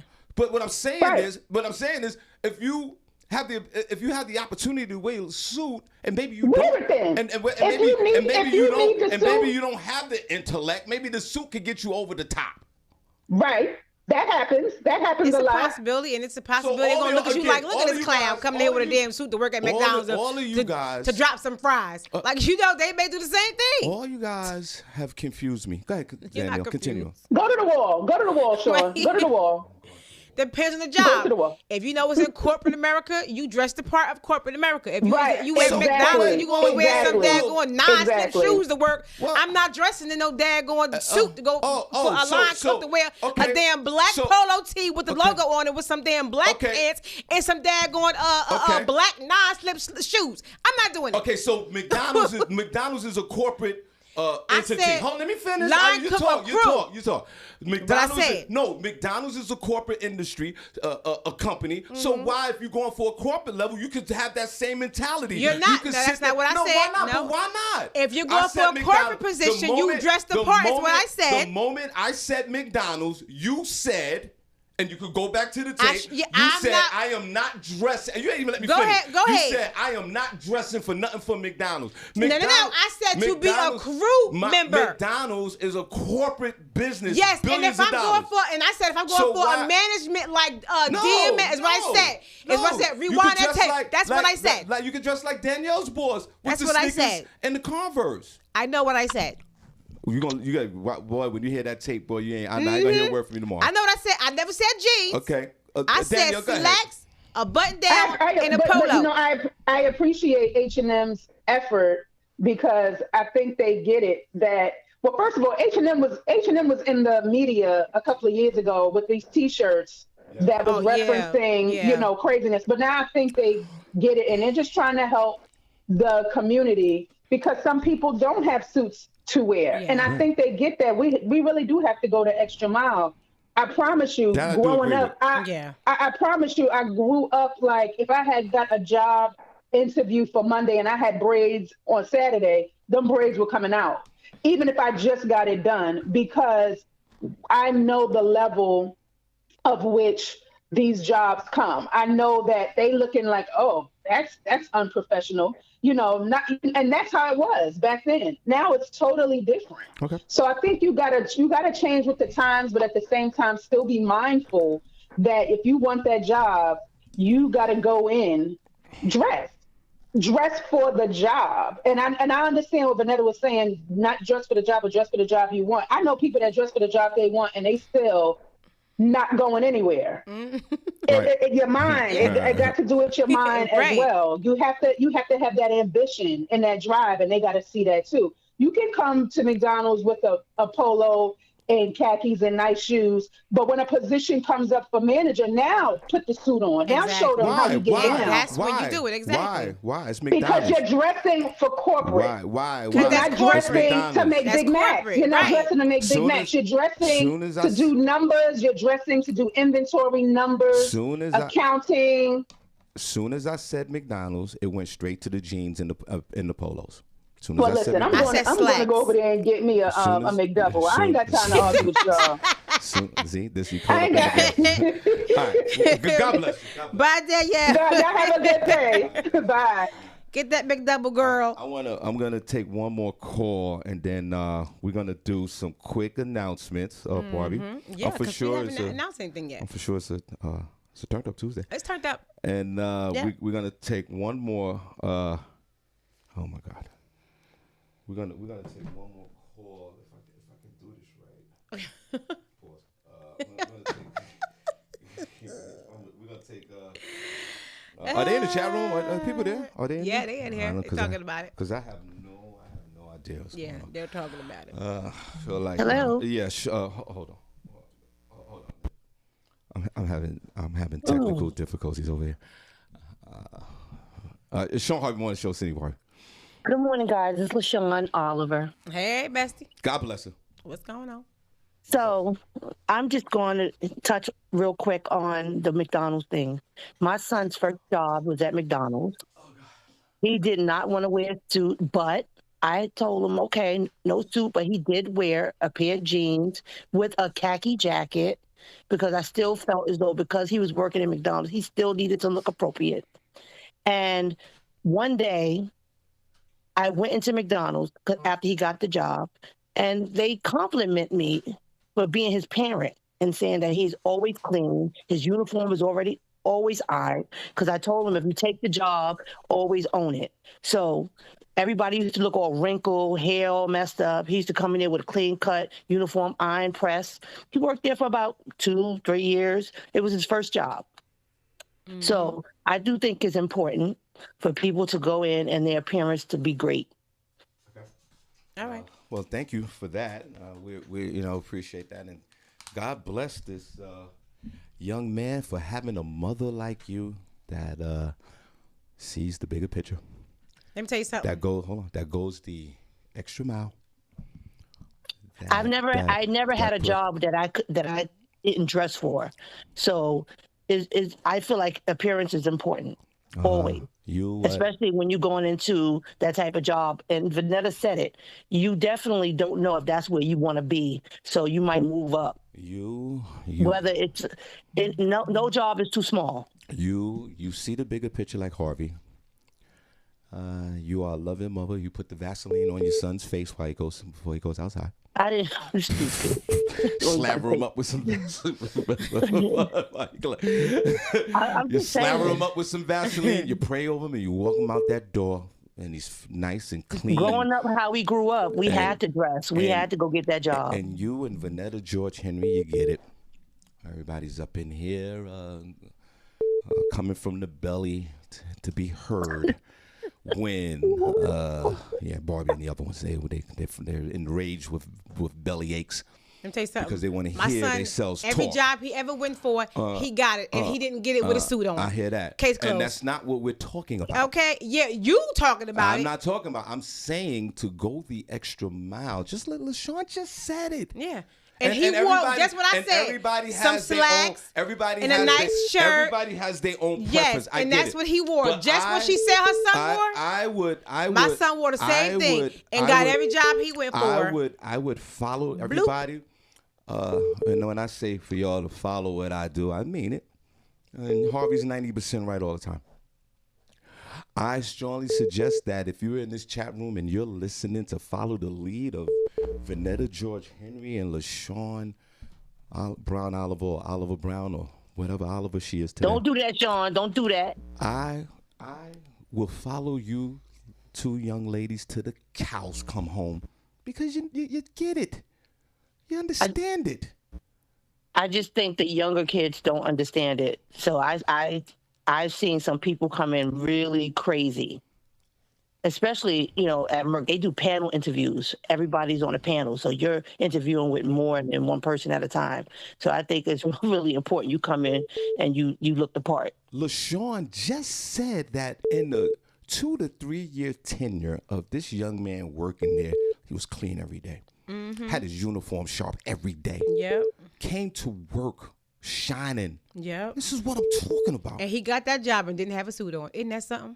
He had on some slacks and a nice little coat. I understand that. I understand that. But he did not have a suit on. It's my point. If he did have a suit on, it would have still been the same effect. But he did not have a suit on, and he still got the job. That's all I'm saying. You do not have to wear a suit to go for a regular old crew line job in McDonald's. There you go again. It's all I'm saying. There you go again. It's all I'm saying. He didn't have the suit. I know you didn't have the suit. He did not have a suit. I'm saying if a young boy had this H&M suit on at 17 years old, 18 years old, and walked into McDonald's with this job, this crew line job or whatever, that for me, if I was the owner of the place, would have a big impression on me. That's all I'm saying. That's what they say. It That's matters. all I'm saying. All right. Well, God bless you. It definitely matters. It definitely matters. It matters to me. If I see it, I have interviewed people before. Right. It makes an impression. Thank you. Everybody, follow the lead of Vanetta George Henry and LaShawn Brown Oliver. Bye. God bless you. See you later. Now, boy, the phones, Barbi. Yeah, they're ringing. The phones. They are ringing. I want to hear them stars though. Barbi, the phones are. See, I gotta fix this. Comparison to your other shows, your phones never ring on your show. Okay, you do your garbage ass weekly shows. Nobody calls in. Here we get more calls in one segment than you do in your whole show in a month. What does that say about your corny ass shows? Shawn Harvey Morning Show, Senny, Barbi. I'm exhausted on a Turned Up Tuesday. God bless. I'm 7 days a week over here, over 12 hours a day. Who's this? This is Devern. Who? I can't hear you. I can't hear you. Devern. Oh, Devern. Hey, Devern. Oh, Devern. Hey. Oh, okay. Devern, hold on. Before you get into that, remember, you're part of the SEAL team. I was about to say what? I forgot the other day. It's you. We have 4 honorable members. Yeah. That we're ready to put that work in as a SEAL team, and that's Laverne Mathis, who's on the phone right now. Devern. Also, Senny J. Mm-hmm. Princess Cox Newport and Shawn Harvey. Yeah. we have our scuba gear for any kind of work that needs to be done. Yeah. Would that be safe to say, young lady? Yeah. Okay, I do anything for the team. There you go. Is Princess in there today? He was. I don't know if he's still here or not, but he was here. All right, well, go ahead. Continue on. What's on your mind? Okay, I was calling in because I was listening. I am at work right now. I'm trying to do this before a customer comes. Okay. I work at U-Haul. I do agree with you, Shawn, because I was a job developer before anything. Dress for success, definitely. That's a must. Barbi, I love you. Regardless of the McDonald's job, dress for success. Yes, I would say slacks, button down or polo or whatever. Yes, for that McDonald's job, for them burgers or fries. That's what I said. But jeans, no. But here's the thing. With my job, I work at U-Haul. I'm an owner. Right. So I call people in for jobs. I can't even get nobody to come work here. But I'm in North Carolina, so, they look lazy. Anyway, when I have people come in for a shift interview, that's what I do. Instead of doing like a sit-down interview across the table and talking to a person, I do shift interviews. Just dress down because you're going to be cleaning trucks. I give them the dirtiest of the dirtiest jobs, and that's what we're told to do, to see how they like working at U-Haul, because if they come in and they think that it's going to be sit down and sit at a computer, they're not going to get the gist of the job. This job is like one of those jobs you see on TV that people don't really want to work because you're cleaning trucks, you're, doing a lot of gritty, grimy stuff. So, yeah, I would tell a person to dress down for this type of job in opposed to come in a suit and everything. Okay, so let me ask you this question. What if I came to your job to get this? What kind of job is this again? You cleaning out trucks? Technically, it's called customer service. Customer service. All right, so let me ask you something. What if I came to your job knowing that this is what I'm going to do, but I still came in with my H&M blue suit? Mm-hmm. Mm-hmm. I still can't. I know what this job entails, and I know the description of the job. Uh-huh. But I came in there. Hold on a second. Jesus Christ, the phone won't stop ringing. The phone's gonna stop ringing here. Hold on a second. God bless you. Say if I came in there, Barbi, they still in job? Yeah. Mm-hmm. We're gonna shout out to them. I gotta make an announcement. Say if I came in there with the H&M suit. Mm-hmm. Uh-huh. And the white button down in the patent leathers. I don't know, whatever. Okay. And I walked in there knowing that this was this job, knowing the description of this job, and you as a professional person who hires people, what would be your impression if I came in there with blue suit? You want me to be honest? Yeah, I want you to be honest. I want you to be honest. Yes, be honest. I'm about to say he about to F his suit up. No, well, he's gonna wait a minute. He's gonna change his suit and work. He's gonna change his suit. He's not gonna work in his suit. I'm saying he's coming to the interview with the suit on, knowing the description of the job. What would be your impression? Since this is Barbi, this is a professional. She hires people. Yeah. What would be your impression? My impression of that person would be a good impression. Like, hey, you came dressed for success. You came ready. That's what I'm saying. I said that in the beginning. Would you hire him? Would you hire me if I came to your U-Haul place, knowing damn well I'm going to clean trucks and knowing damn well my fingernails will be dirty for the rest of my life? Yes, I would. You know why? Because there's always room to grow. You'll be able to put that suit on later when you become upper management. This is all LaShawn and Vanetta. This is all we were saying, and this is coming from someone, Barbi Cologne, who hires people for a living. Regardless of what our opinions are and regardless of our experiences in life with our children and our loved ones, this is a person who hires people. She just said it at U-Haul. She said she can't get nobody to work there. That's hilarious. Mm-hmm. It is because the people in North Carolina don't want to work, Shawn. Well, because the internet's here. Checks. The internet's here and people working for themselves now. Because they sitting at home. Yeah, they collect the checks. And they getting more money getting unemployment. Yeah, so when unemployment run out in September, they'll come running on back. But Yeah, she's saying to all of us collectively as a group is that if Harvey walked in there with and excuse me, Deborah for saying Harvey, if Harvey walked in there knowing that this job is what it is, and I know the description of the job, if I walked in there with that H&M suit, she's immediately hired me and she's know that I'm ready for success. That's all I'm saying, and that's all LaShawn is saying. So and that's all Devern, Vanetta saying. so do you tell them before the interview not to dress up? Yes, I definitely do. So even if you told the person not to dress up and they still came in with a 2-piece suit, what are you doing then? What are you going to do? I'm going to put them to work. But so wait a minute. So you're still hiring them? I won't hire them because they don't listen.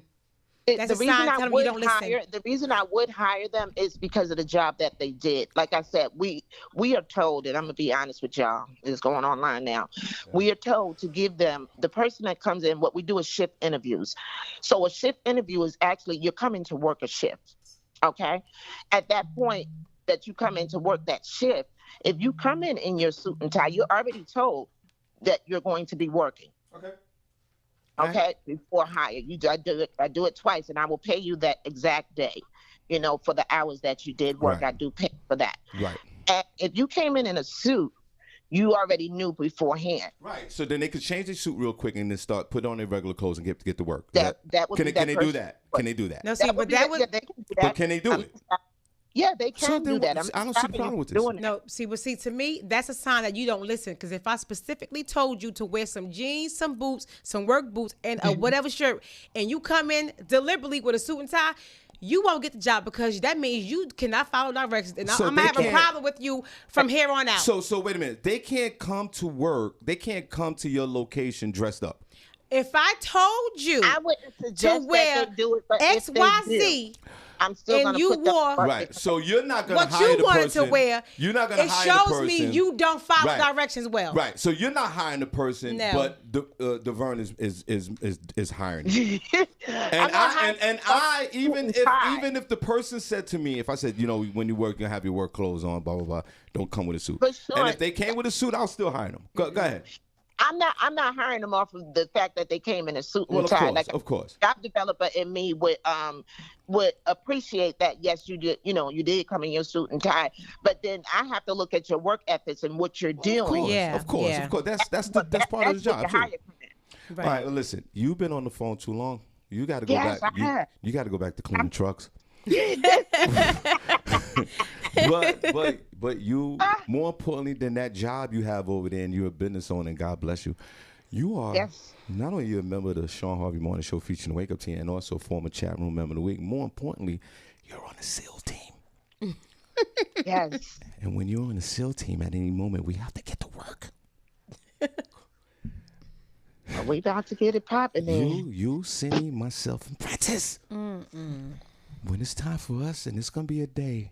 Ooh, I feel sorry for our victim because that's what the SEAL. That's what the SEAL team does. Barbi Cologne. Yeah, I can't take you. Barbi, would you like to watch? All right. All right, God bless. No, thank you. No, thank chat you. room. I love you guys. See you later. All right, so we Barbi, just oh my God. Hello. Shawn Harvey Morning Show, Senny Barbi. On the Turned Up Tuesday, I'm exhausted. Yo, what's up, Shawn? Who's this? Ken Black here. Ken, let's go. Ken Black on the back phone. Yo, this is definitely a great topic of discussion. And it's definitely a go with the times discussion. You got to understand that this generation today isn't like corporate isn't corporate anymore. Like if you go for an interview for Google, you could wear jeans with holes in them and a pair of sneakers and a raggedy shirt if you go for an interview with Google because they're laid back like that. Mm-hmm. You got to always keep in mind, I don't know, the generation I came from is that, if you dress good, you feel good about yourself. And it's not so much about impressing the interviewer. It's you feeling good about yourself and you feeling worthy of this position. So it's generational. There's definitely a generational thing. But those that grew up in my generation know that it's best to put your best foot forward. are there actually jobs that today that's corporate? Are we? That's my question. Well, the thing is, like when this conversation started, I was just saying, well, in-person interviews, I'm for sure that didn't happen at this time last year. That's what I was saying. Not at all. April the 27th. What's today's date? April 27th. April 27, 2020. I don't think there were any in-person job interview because people were dying by the thousands every day. But they were doing virtual interviews. Right. A lot of companies still So are. that was my point. My point was, why are they even doing this? It sounds ridiculous to me with the blue suit. Because even if when this thing opens up again and it's partially open now, there's still like maybe a small percentage of corporate folks that have in-person interviews. And you make a great point, Ken. There's certain Google, you might walk in there with jeans. McDonald's, you might have to go in there with a suit. I was just saying, like a few other folks in the chat room, and I know everybody has different opinions on it. I think the fine line is corporate and professional. So you don't have to be interviewing for a corporate position to be professional. I think that's the fine line. Corporate, the word corporate and the word professional. You should be professional because you're going in. McDonald's is a professional business, so you're going to a professional organization. So you should be dressed professionally. Corporate is something like totally different. Corporate is the big money callers and the owners and all that stuff there, and they dress on that level. They get tailor-made suits and all that stuff there, you know. But corporate and professional, I think we should define what we actually mean when we say dress up. So you can professionally, Shawn, you can professionally go. Professionally, you're a comic, right? Yeah. Professionally, you're a comic. If you go for an audition, you're going to dress professionally for the audition. Yes. You're not going to dress corporately for the audition. Yeah. So we got to define what's corporate and what's professional. But what's this thing about the H&M suit?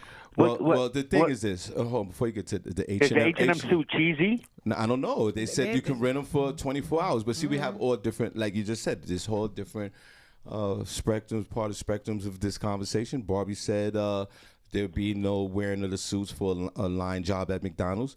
The Danielle Williams said that she would depend more on her intellect for the interview, which I think was dope. Vanetta and LaShawn was more, hey, it's okay to dress for success. And the Verna says even if you came in there with a suit on for a job that your fingernails going to be dirty for the rest of your life, they're still going to hire you. She's still going to hire them. But you're absolutely right. It's not the way that's why I said it was ridiculous for me with H&M Barbie cologne, because we've all proven that with all this discussion, what is really a corporate interview now, right? Because it's a two-piece suit. I don't know what you're gonna wear. I think H&M is 10 years behind with this. I think maybe if they did this 10 years ago, that would be really dope because everybody was out in the workforce trying to get a job. Now, Audrey A. Johnson said her daughter's first interview was on a Zoom. And then the next in-person interview, she was just dressed casual. And that's why I said in the beginning of this conversation that I didn't like the idea. If you want to take that suit for 24 hours, I would do something else with that two-piece suit. The photo shoot, go to a club, go out to dinner with your lady. No, I get the H&M. I get the H&M piece. I just think that it's a great conversation, but I just think that we need to probably zoom in on those organizations that donate suits to people who don't have suits, as opposed to zoning in on H&M. Like, we need to find those corporations that say, you know what, you don't have to rent it. You can have this suit because we know that you need this suit. There's a lot of especially in New York, there's a lot of corporations that will dress you for an interview and allow you to keep the clothes that you have. Right. Well, so they could put that in the American Rescue Plan with Joe Biden, $1.9 trillion. Give every man in America a blue suit. you know, and you know what? And back to Danielle. Danielle, is Danielle still in that chat room? Oh, I'm not even sure. Back to her. She made a very good point on a story that we did a few years back. H&M was catching a lot of heat a few years back for a racist picture that they put on the shirt. So the maybe best monkey in the jungle. Yeah, best monkey in the jungle. Like that, right. So maybe they trying to maybe this might be more of them cleaning up their images compared to renting out a suit for someone. I don't know. Sean, they ain't cleaning up no image. The key word is rental. That means they make money. That means revenue. It's free. They ain't cleaning up. Oh, so they're not renting. No, they're calling it renting, yeah. but they're loaning you the they're suit. loaning you the suit. Oh, okay. But as long as you give it back, Kenny, in good condition, you don't have to pay. But if you give it back with major damage, then you got to pay for the suit. But yes, I suggest that you and I go down to H&M, and Ken's at work. He works in a confined area. Yeah. Fire alarm! Get out the building. He works in a place where he can leave at the end of the night. Ken, I think you and I should go to H&M, snatch up 2 blue suits, and do some Method Man, Red Man, or Blues Brothers things. Do a quick photo shoot and just return it back the next day, and we'd be. I think that should be done, because I don't know where I don't know where they're gonna take the suit for an interview, because who's doing interviews? I go you a step. I go you a step further. Okay. If you're willing, we can definitely do a Shawn Harvey Morning Show challenge. And if you pay for the suit, I'll pay for the person's shoes. But we just need to find a worthy person that's going out for an interview that's actually looking for work.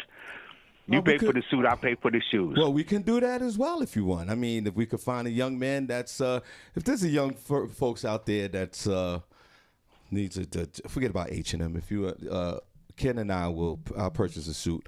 Ken will purchase the shoes if you need an interview. So we'll put that out there. Ken, but what they have to do, Sean, is what they have to do is call in the show. You get them to call in the show during the week, and we figure out the best candidate. Mm-hmm. So Barbi, we'll get on that. We'll definitely get on it. Ken Black and Shawn. But they got to be looking for a suit to go to work, not to go to the club. Right. See, but that's another thing. We can't regulate that. Well, you can have it in your stipulations. We can't regulate that. How are we gonna regulate that? I'm kidding. I'm kidding. Who goes to the club? Who goes to the club with suits on? Right. Except us old guys, Sean. Yeah, exactly. But we embrace that, and Ken, we love it. We love going to the club with the suits on, and that's what it is at this point in our lives. It's a great conversation, man, and y'all, you know, like I always say when I leave, y'all keep up the good work. Keep doing what y'all doing. Y'all doing a great job. God bless you. God bless. All right, God bless. So, Barbi Cologne, did we shout out the room yet? We did not. We need to do that. Before we shout out the room. Before we shout out the room, and special shout out to everyone who called in. We really, we really appreciate you guys for calling in. So I just want to say, make a few announcements before we shout out the room. Hold on. Before we shout out the room, Barbi. Okay. People still in general? Yep. Okay, let me get my balance together. Get together. Okay, so here we go. Quick announcements, everyone. I didn't want to bore you guys in the beginning, so I have to bore you now for a minute, just to hold on. Give me a second. You got to do all right over there, Sean. Good. This is live. This is what we do live. I know. This is not staged. This is not produced in a regular radio fashion. This is not Shawn Harvey and the Funky Bunch on 103 Live FM. Tune into your dial in the morning zoo. I despise that. Come on, everybody. Give me 95 with weather with Barbi Cologne. No. Harvey doesn't do that. What happens here happens in real time. That's the way I love it. Yeah. I had a female call here on the radio live threatening me. That's what I'm None of that was staged. Crazy. We don't do that here. If you want to listen to 405.7 The Jams, you go and run on over there. Okay. quick announcements. One, Mother's Day matinee, right? That's going down, hosted by your boy. That's me, Shawn Harvey. That's Sunday, May the 9th, right? At the Iron Mule restaurant. So, Barbi, where's that located, if you don't mind? 831 South Delaware Drive in Eastern Pennsylvania. Okay, doors open up at 5 p.m. Yep. Showtime 6. DJ Hot Sauce is playing music. We're going to have an after party, you know. That's where Sundays is the new Saturday nights. Now, you come on out. Now, after the Mother's Day show at the Iron Mill, where is it located again, Barbi? The Iron Mill is located 831 South Delaware Drive in Eastern Pennsylvania. Thank you, Barbi. You're welcome. I got you. That was May the 7th. On May the Sunday, because Sundays are the new Saturday nights, everybody. Harvey proclaimed that, and that's what's happening. On Sunday, May the 23rd, Barbi. Yeah. At the Iron Mill, and thanks for writing down the names, Barbi. Appreciate you. Barbi's over here working hard. Okay, God bless you. While I'm sitting here losing my mind. I'm the one that's gonna be burnt out by the time we hit success. I'm gonna be the one that's getting a couple coming here with a wheelchair. No, you're gonna be with medication. Well, sit down. I can't. All right. Sunday, May the 23rd. Everybody, I want you to type this in the chat room if you don't mind. Barbi, come on. Sunday, May the 23rd, for the first time in the area, my man AJ Johnson will be in the building for the movie Fridays. Enzel, remember him, Barbi Cologne, from the movie Fridays? Ezel? Yeah, Ezel. I'm sorry. Oh, he's Ezel. gonna be in the building? Yeah, Ezel will be in the building. Ezel. Here you go, son. See what tomorrow brings. Dang, he at it again. I know. My So daddy Ezel will be in the break building. into my house 2 days ago and Comedian A.J. Johnson from the movie Fridays. I'm playing some of the scene right here. beat him down. You gonna do is smoke it out? No, man, smoke. No, I don't smoke no more, man. I love me. Y'all remember the scene from the movie? Remember the scene, Barbi? Yeah, your birthday? What's today? He said, what's the date? What's that? Here you go. So I just want to play a little bit of it. Oh, I'm shot. It's off me. Shoot. Oh, Hey. me. Get these for me. I ain't got no money. I ain't got enough. Man, you owe me $2. A.J. Johnson from the movie Fridays will be at the Iron Mill Sunday, May the 23rd. VIP tables are available. Please call me 570-982-6950. Admission is free, but it's really not free. I would suggest that you call me. You can reserve it, but it's not guaranteed unless you purchase the table. You can do it. You can. Call me, Sean, and reserve a table. Yeah, you can do that, but if you don't pay for it, it's not going to be a hold for you. I want y'all to come on out. Sundays is the new Saturday night. It's the movie edition. A.J. Johnson will be in the building at the Iron Mill, 831 South Delaware Drive. We all love him for the movie Fridays. He played in several movies. Y'all come on out at the party. DJ Hot Sauce. Oh, my God. This was a funny. Listen. I'm suing y'all. Oh, I'm hurt. Oh, my neck, my back, my neck and my back. Oh. My neck, my back, my neck and my back. Ezel. He said, get your ass up. I want 150,000. But we can start out of court right now for $20. Man, get your punk ass up. It ain't even wet over here. Hey, well, look here, man. Just give me $10 and I won't say nothing. Get out. $2.50 in the jawbreaker. Get out. $1 in the envelope. Man, what the hell you doing? Man, you know how much money you can get for a slip and fall in the store? And you need to stay off that crack, man. Get out. Man, you wrong, brother. You wrong. You wrong. He wrong. Get out. You wrong, brother. Stay black. They do us, man. I don't like them. Hell no. What's up? This scene is hilarious. I'm sorry. Thanks my ass. You better come by my house today and wash my car. Be there, man. I'm serious. All right.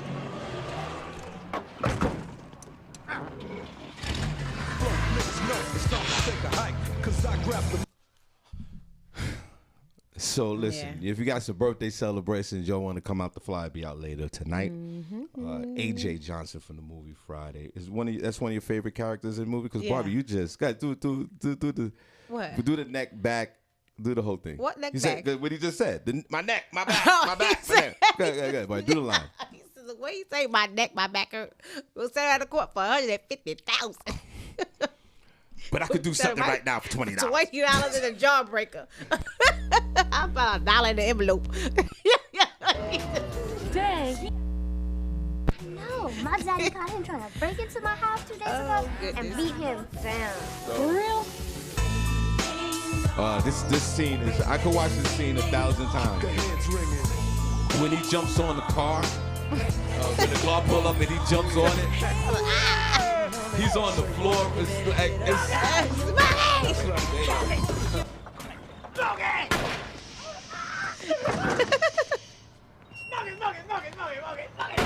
Look here, man, let me wash your car for $2. Hell no, all you gonna do is smoke it up. No, man, smoke. No, I don't smoke no more, man. I love me. Come on, man. You bought me 40 ounces for my birthday. Today your birthday? What's today? Right. AJ Johnson to be at the Iron Mill on Sunday, May the 23rd. Admission is free. Call me 570-982-6950 to reserve your table. That guarantees it. The flyer will be out tonight. Hopefully we'll see you guys. And also on June the 20th, Barbi Clone, on Father's Day, John Hinton from Living Single will be at the Iron Mill. Oh, snap. Okay. So, y'all jump on this now. You know, the Iron Mill is, where's it located one more time, Barbara? 831 South Delaware Drive in Eastern Pennsylvania. So we're going to have a good time. Mother's Day, May the 9th. AJ Johnson from the movie Friday, May 23rd. John Hinton on May the 20th. And I got a big surprise for you guys on June the 27th. Now, Barbie. Yeah. Guess what? What? What We're going to shout out the room. What? And if you're coming from out of town, I got some hotel discounts for you, too. All right, now. So for the folks who, hey, if you work, like say if you live in New York. Yeah.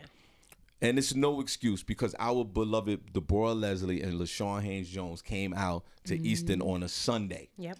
And drove back. That was real gangster. Yeah. And I love them for that. And I will never forget that they came all the way out here and had a great time. And had a great time. But if you're in the New York, New Jersey area, hit me up. I have some hotel discounts for you where you can party at the Iron Mill, go to the hotel, go sleep till about 4 o'clock in the morning, 5 o'clock in the morning, get your ass up and go back to work to New York. No big deal. So you can hit me up. Come on out. Sunday's the new Saturday night. Mother's Day matinee, May the 9th. AJ Johnson, May 23rd. John Hinton, June 20th. Shawn Harvey Morning Show, Senny Barbi. Hey, what's going on, Shawn? How's it going? Hey, Coach Drew. Come on, let's clap for the coach. We didn't shout out the room yet, right? No, we got to do that. Oh, my God. What time is it? 9:26. Oh, my God. Coach. Yay. What's on your mind this morning? Everybody, Coach Drew Comedy Network is on the phone. Yes. Talk to us, Coach. Hey, I had to give y'all a shout out. I heard that, they were handing out suits from H&M, and I was like, man, I need to get me a suit. You know what I'm saying? Right. So I was trying to see if you had the hookup, if you knew what H&M was doing, because I'm not trying to get no suit that has no monkey paintings on it or nothing. I want something nice. Right. And know that you got to bring it back in 24 hours. So, hey, 24 hours, I can do a lot in 24 hours, Right, in a blue suit, right? Give me a blue suit, 24 hours, take my lady out, make it real nice, Yeah. Grab my Instagram, take a couple pictures, you know how it's going to go. Mm-hmm. Absolutely. Coach? Yes. Is Princess in that room? Yep, he is. Well, here we go. He said, talk about the Knicks since the coach is on the phone. Oh, the Knicks is fire right now. The Knicks is looking good. Right. Now, they went out to Phoenix and they lost last night. Yes, they did. But they won, out of 10 games, they won 9 of them. Mm-hmm. Coach, before we get into this, I just want to say this. And Coach is a professional. He's a radio personality. It's Barbi Cologne. That his show is geared with sports. Yes. Like Coach is the type of guy, like if they put him on the ESPN studio and have him give his opinion about something with sports, he actually has an opinion. Yeah. Like you He like knows one what of he's the- talking about. Like I'll be like, well, in '73, you know. See, Coach is one of those guys. Now, Coach, I want to say this real quick before I hammer the Brooklyn Nets. And Princess is in there, and we're gonna do that. And Princess is right. We want to hear your opinion about this. It's actually a professional opinion. Here's my take, real quick. I don't care, Barbie Cologne, how many games the Brooklyn Nets win. Yeah. When the New York Knicks are winning in New York, we are still the number one team. Is that so? The Brooklyn Nets are an internationally global team now. But they don't get no love in their own borough. New York Knicks have won 9 straight games and lost last night, and the whole New York is talking about the Knicks. Like the Nets don't even exist. Because the Nets really, Barbie Cologne, don't even have a fan base. Let's be honest about it. The Brooklyn Nets got a few folks from Brooklyn, few folks from New York to root for them, but their whole base is international and throughout the world. I'm not mad at them. They're playing on national TV every day. But when the New York Knicks start winning ball games and they won 9 in a row, everybody's talking about it. Well, you know. Because regardless of what you say about Kevin it's something to talk Durant, about. James Harden, and Kyrie Irving, who all are elite players in the NBA, nobody cares when the Knicks are winning. Okay. Nobody cares when the Knicks are winning. Go ahead, Coach. I didn't know, Shawn, you was going to have church this morning, but I'm glad you did. See, this man preaching over here. See, and I'm gonna go ahead and say it. Maybe because I grew up a Knicks fan, but I'm gonna go ahead and say it. NBA, the league, sports on a whole is better when the New York Knicks are winning. I didn't hear you. Hold on, wait a minute. The system went down. I didn't hear. Can you repeat that, my friend? I will go ahead and repeat it. I said the NBA, sports on a whole, and everything is better when the New York Knicks are winning. Hold on, Coach. Barbie Cologne, if COVID wasn't here and the Knicks was on this winning streak, the Garden, Madison Square Garden, would be in a frenzy right now. I'm sure but that would never happen on Bushwick Avenue. Never. Continue on, Coach. Never. See, the thing is, a lot of people, talk about it, including myself, especially when they're losing. We spoke about them. I remember growing up with with Patrick Ewing and John Starks playing for the Knicks when he went 3 for 31, where Pat Riley should have sat him down. I remember those days. And because he had Hubert Davis, he had the whole squad on the bench, but he still had Starks in there shooting crazy. But it was okay. I remember when Patrick Ewing missed that layup where he should have dunked it, where he decided he's going to lay it in instead, and he missed it. I was there. And so you know that the history is there. Everything's there. When Phil Jackson was winning for the Knicks, the Knicks was there. We were there. There's a history there. So when they are winning once again, when they're talking about Willis Reed coming out of the tunnels, when they talk about all the history and everything of the Knicks franchise, and you see the Knicks franchise on top, you see the Lakers doing well, you see the Celtics playing great. It's kind of like, man, it feels like the 80s all over again. It feels like when basketball was right, when everything was fresh, when Michael Jordan was mad, people were doing cocaine in the locker room. It's a different time, a different era, and we long for it back. And now it's coming back, and I love it. I love it. Now you notice everything he said. I heard everything he said. But you know what he didn't say? You got to listen to what he didn't say. What didn't he say? He didn't say the Nets are the number one team and the Nets are winning and basketball culture is centered in Brooklyn. You didn't hear that. Because it's not the case. Barbie Cologne, the Knicks got this coach. His name is Tom. I can't pronounce his last name. Thibodeau. The New York Knicks coach name is Tom Thibodeau. He's an old school coach that loves to play defense. He's a defense. You don't play defense, you don't play. He's one of those guys. So the culture, okay, the Brooklyn Nets are the best team in the Eastern Conference and almost in basketball. But the Knicks got the better culture, Barbie Cologne. Yeah. The New York Knicks right now are the better team, better than the Brooklyn Nets on the mindset.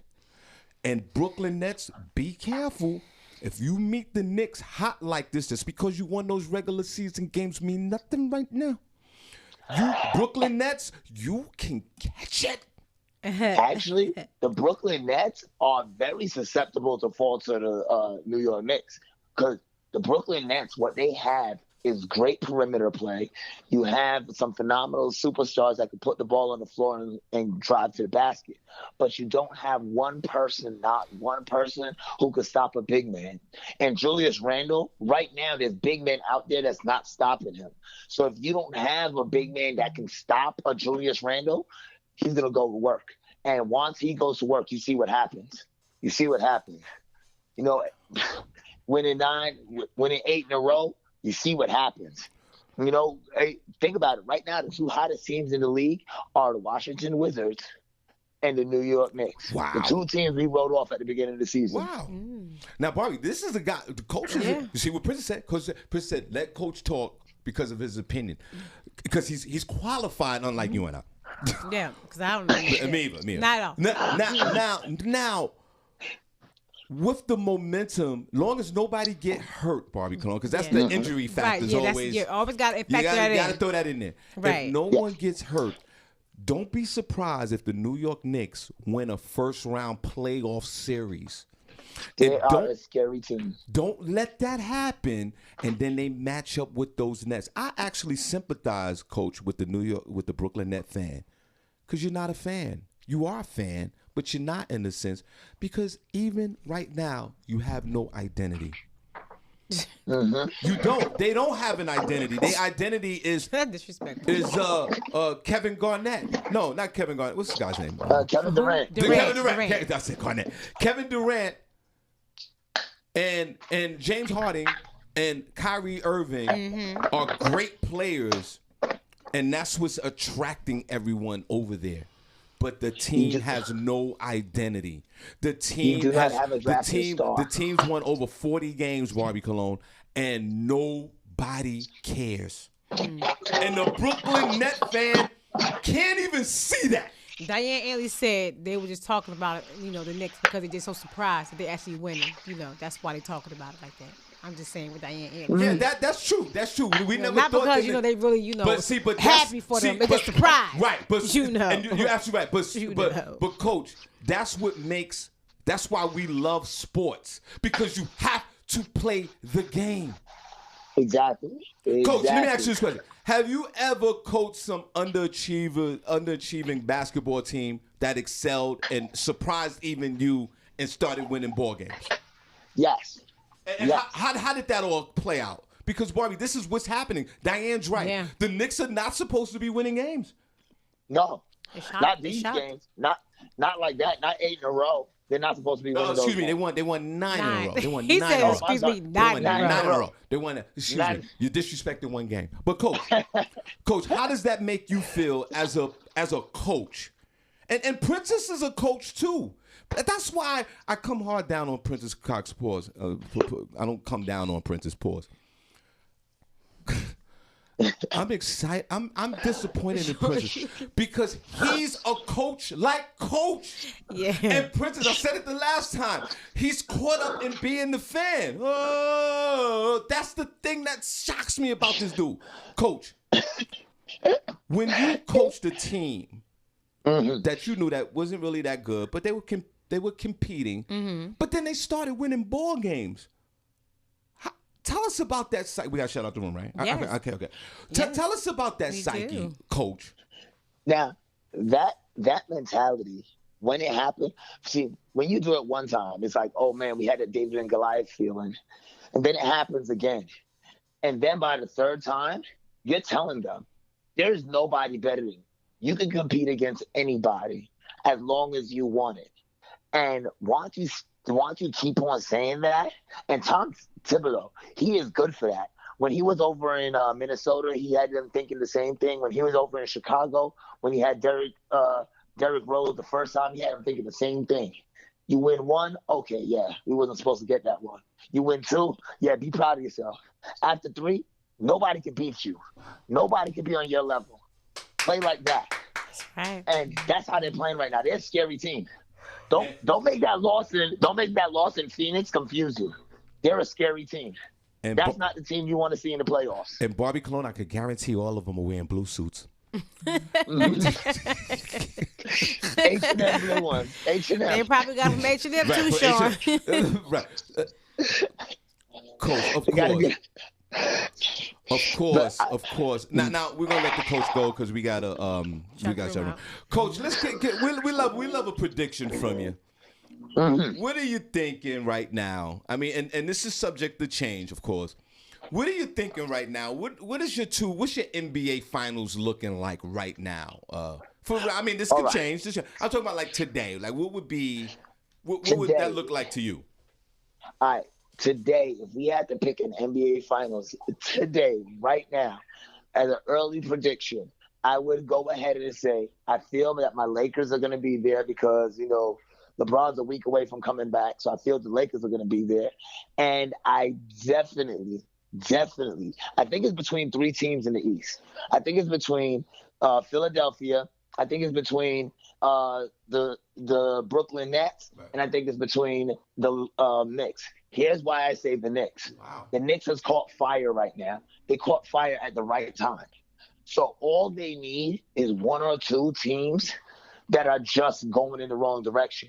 And unfortunately, with the injuries that's happening right now, the Nets is one of those teams. So if they fall victim to the Knicks in a playoff situation where Julius Randle is feeling himself and they don't find an answer for him quickly, they could find themselves at an early out. I'm telling you. Princess, did you hear all of that, my friend? Did you hear all of that, Princess? Sure, you a troublemaker. I know he's not happy with me right now, but I'm sorry. Princess wanted a professional opinion, and he got it. That's what he got. For sure. It could very well happen. You see the trend that's going right now. Kevin Durant just came back from another injury. James Harden's not even on the floor right now. And all it takes, the way that Kyrie Irving plays, he goes to the basket. He's one of the best finishers in the league. True. So he's going to go to the basket. So somebody's going to hit him. So we can't guarantee that he can go to the next 20, 25 games with zero injuries on that squad. They play too hard. They play way too hard for that, Helter Skelter. Helter Skelter. Princess, did you get all that from the? This is a man who coaches sports, who's a radio personality that talks about sports. He know what he's talking that's about. That's been in sports for years. He knows what he's talking about.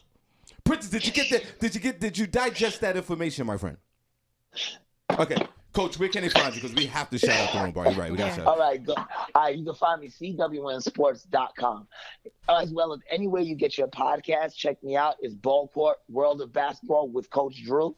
And on Instagram, I am at DrewCoach43. You can see me there. As always, it's a pleasure being around y'all, talking with y'all. I'm going to have to come back and talk to y'all later on this week. The world of basketball from Coach Drew. Is that enough for you, Princess? Is that enough? The world of basketball. Barbi Cologne. No, Princess Cox. Princess Cox. Lee Scott said the coach is clowning. The Knicks are not going to be a factor in the playoffs. Lee Scott.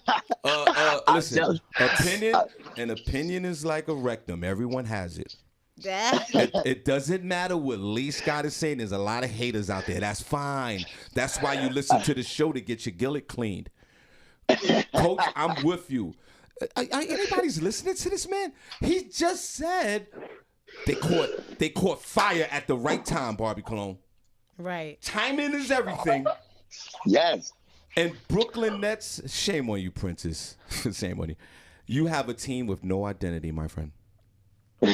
Not of nothing. God, sure you a mess. They won 40 games and nobody cares. All right, Coach. One more time. Where can they find you, Coach? At at Drew Coach 43, CWN Sports. You can find me there as well. All right. All right. Princess as is well calling. anyway, you get the podcast. Let's Hey, see y'all what have a Princess great has. one. Bye-bye. You too.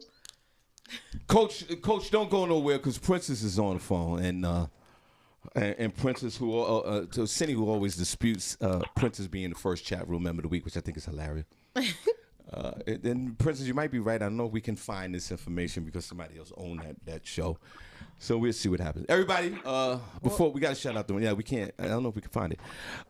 Everybody, the first chat room member of the week, our beloved Jackie Robinson. Stanley Earl himself. You all saw him put up that Stanley Earl video about a month ago. That was hilarious. Yeah, BK's finest, Mr. Jackie Robinson himself. Princess Cox is on the phone. Yeah. Let's go. Hey, Princess. Give it up. What's going on? What's that? Yo, listen, I know y'all got to shout the room out, so I'm going to just say this real quick. The Nets been beating up on the Knicks all season, every time they see each other. All right? So I'm not worried about the Knicks. And like Diane said, y'all just surprised. When was the last time this happened?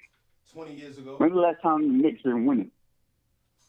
Let me ask you this question. Y'all just shocked. It's all good. Let me ask you a question. I'm like Stephen A. is with the Cowboys fans. Like, I want y'all to get y'all hopes up. And then in the playoffs, everything that can go wrong will go wrong.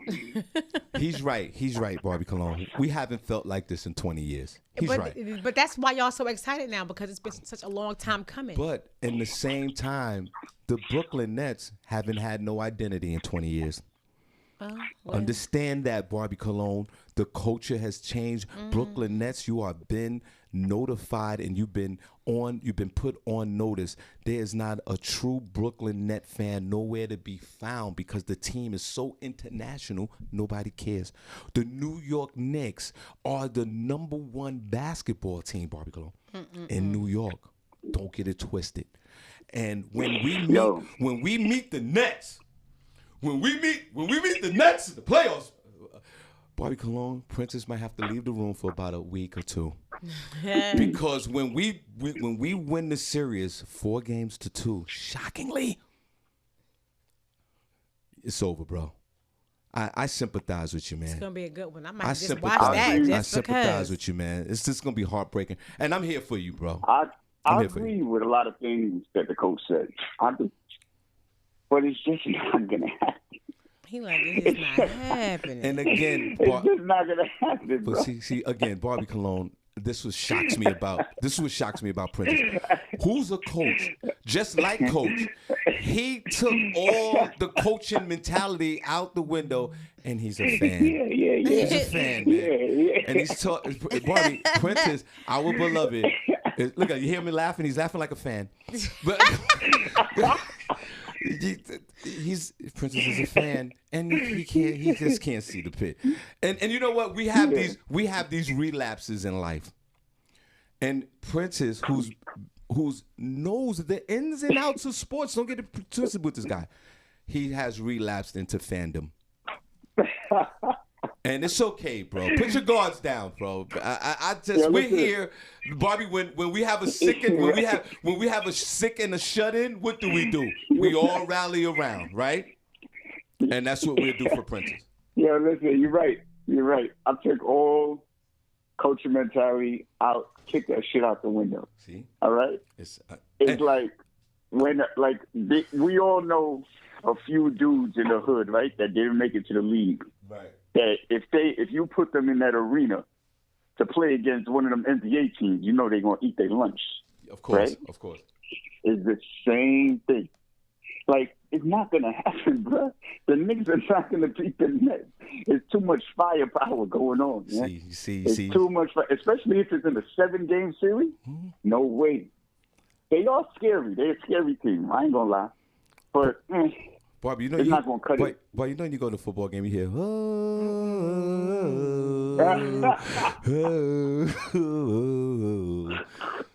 Barbi?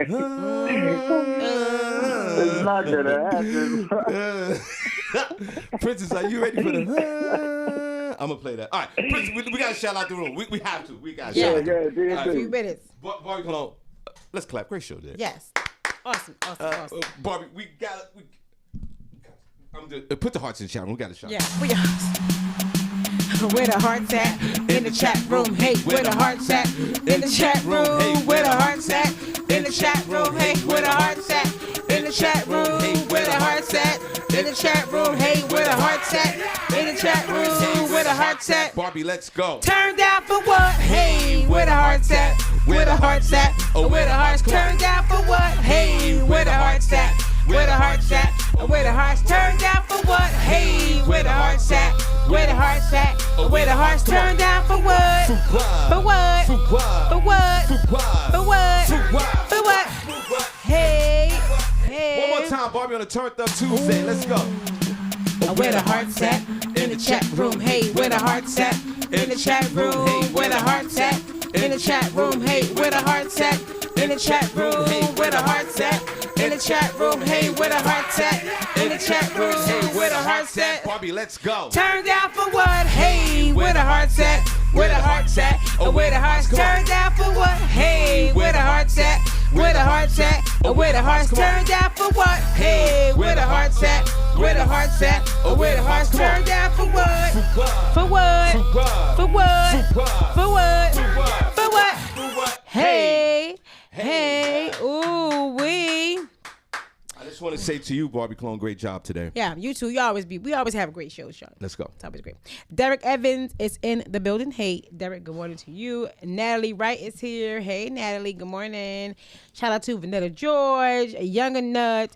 Keisha Williams is in the building. Nathaniel Jones is here. Lee Scott is in the building. Darren Taylor is here. Hello, Darren. Yes. LaShawn BX is in the building. Good morning. Kai Gonzalez is here. Hey, girl. Good morning to you. My Bronx peoples is representing real heavy today. Right. Skylar Clyburn. Hey, cousin. Good morning. Trina Pinkard is here. Hey, Trina. Good morning to you. Shout out to Valerie Thomas. Hey, Valerie. Audrey A. Johnson is in the building. What's up, Audrey? Ann Taylor is here. Hey, Dr. Ann. Good morning. John J. Rock Nettles III is in the building. What's up, John? Yes. Ken Black is in the building. Hey, Ken. Good morning. Call, Ken. Yes. Jessica Wilcox is here. Hey, Jessica. LaShawn Hayes Jones, shout out to you. Shout out to Tavika Sweetness Bates. Vanessa Peterson. Hey, Vanessa. Shout out to Quincy Morris. Hey, Quincy. Good morning. Devern Mathis is here. Hey, Devern. Good morning to you. SEAL team. Dawn Smith is in the building. SEAL team. You a mess. Tricky Lewis. What's up, $20 Tricky? Hey. Ching Ching Prod is here. Shout out to you and your in-person QVC interview. Hey. Hey. And one more thing. Even, I'm getting married and still on the SEAL team. Still on the SEAL team. Yeah, all right. Just in case it goes down. Your team will be disbanded.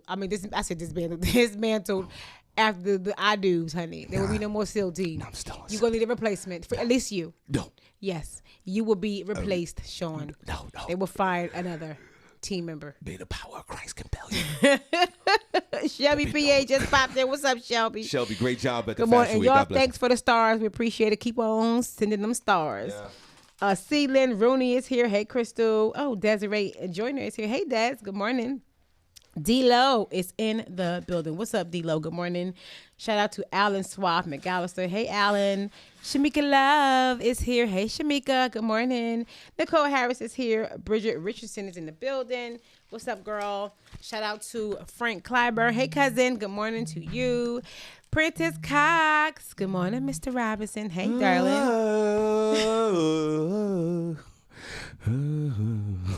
Oh, goodness. The Godfather Solar Tracy Ray is in the building. What's up, Tracy? C. Liddy is here. The Queen is in the building. Y'all say good morning to Queen Diane because she is in the building.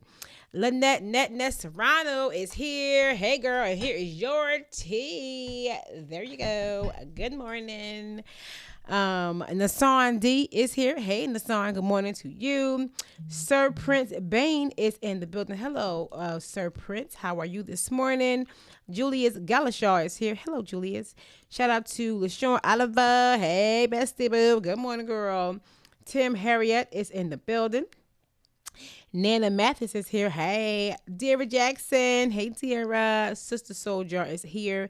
Shout out to Danielle Williams, Coach Drew in the building. What's up, Coach Drew? Michael Street Justice Grassley is here. Hey, Michael. Jay Frazier is in the building. Hey, Jay. Good morning to you. Shout out to the godmother of comedy, Miss Tina Graham. Good morning, Tina. Daryl Lyon is here. Hey, Daryl. Good morning. Yolanda Rhymes is in the building. Hey, girl. Mike Scott is here, trying to solicit the ladies at the chat room. What is she doing? No, he just being funny. I saw your profile. I wanted to send you. Please send me Mike Scott. Some guy. He's probably a scammer. I don't know. What is he doing? He's just being, flirtatious with the ladies. Is he a scammer or is he a real person? No, I think he's just a scammer. Because he did the same message to Dira and D-Lo. Yeah, I think it's like one of them scam type messages. Send me a friend request so I can be your friend type situation. Yeah. It was just funny. And if you're a real person, call him. Right. And last but not least, Shauna Beeman is here. Hey, girl, good morning to you. And I will text you after the show. I did see your message. I thought I responded, but I just realized I didn't. So I will text you after the show. Those are all the names. The show just about over. Yeah. How much time we got left? Oh, it's 9:53. Well, we want to thank everybody. Is Princess still in general? I'm not sure if he's still here or not, but I got a song for Princess. And then, all right, listen, everybody, thank you so much. We're a great show, Turned Up Tuesday. Audrey Ray Johnson, thank you. LaShawn Brown Oliver, thank you. Vanetta, thank you. Danielle Williams, we appreciate you. Ken Black, Coach, and if I missed anybody, I'm sorry about that. But we appreciate you guys. Now what we'll do, we'll head on over to the group room for about an hour. And then what we'll do is we'll hang out with Tricky. And special thanks to WFLX in Rochester and 94.5 The Blaze in Louisville. We appreciate you guys. And Princess. You are such an instigator. Shawn Harvey on Facebook, comedian. I can't play this, but no, 2 seconds. Shawn Harvey on Facebook, comedian Shawn Harvey on Facebook, Hard Funny on Instagram. Everybody, I'd like to dedicate this song before we leave. You guys can find Senny J on Facebook, Senny_J on Instagram. Let's go. Senny J, the E is a 3 on Snapchat. Me, Barbi Cologne on Facebook, Barbi Cologne Design. I didn't do that? I know you did it. That's why I said it. Barbi Cologne, it's fine. I can talk over the music. Keep playing it. Barbi Cologne on Instagram, Barbi Cologne Design. I'm sorry, Barbi Cologne Designs on Instagram, Barbi Cologne Stylists on Instagram, Design Debate 40 on Snapchat. Bless you. Comedian Shawn Harvey on Facebook, Shawn Harvey Instagram. You already gave yours. I did? Okay, I'll give it again. I'll give it the whole freaking show. Shawn Harvey on Facebook, comedian Shawn Harvey. All right, so guys, listen, we head on the group room, then Tricky, and then back to the group room. And let's, is Princess in there? Yeah, he's here. Princess? That's for you, Prince. All right, there you go, Princess. Let's go. Hey. All right, see you guys tomorrow.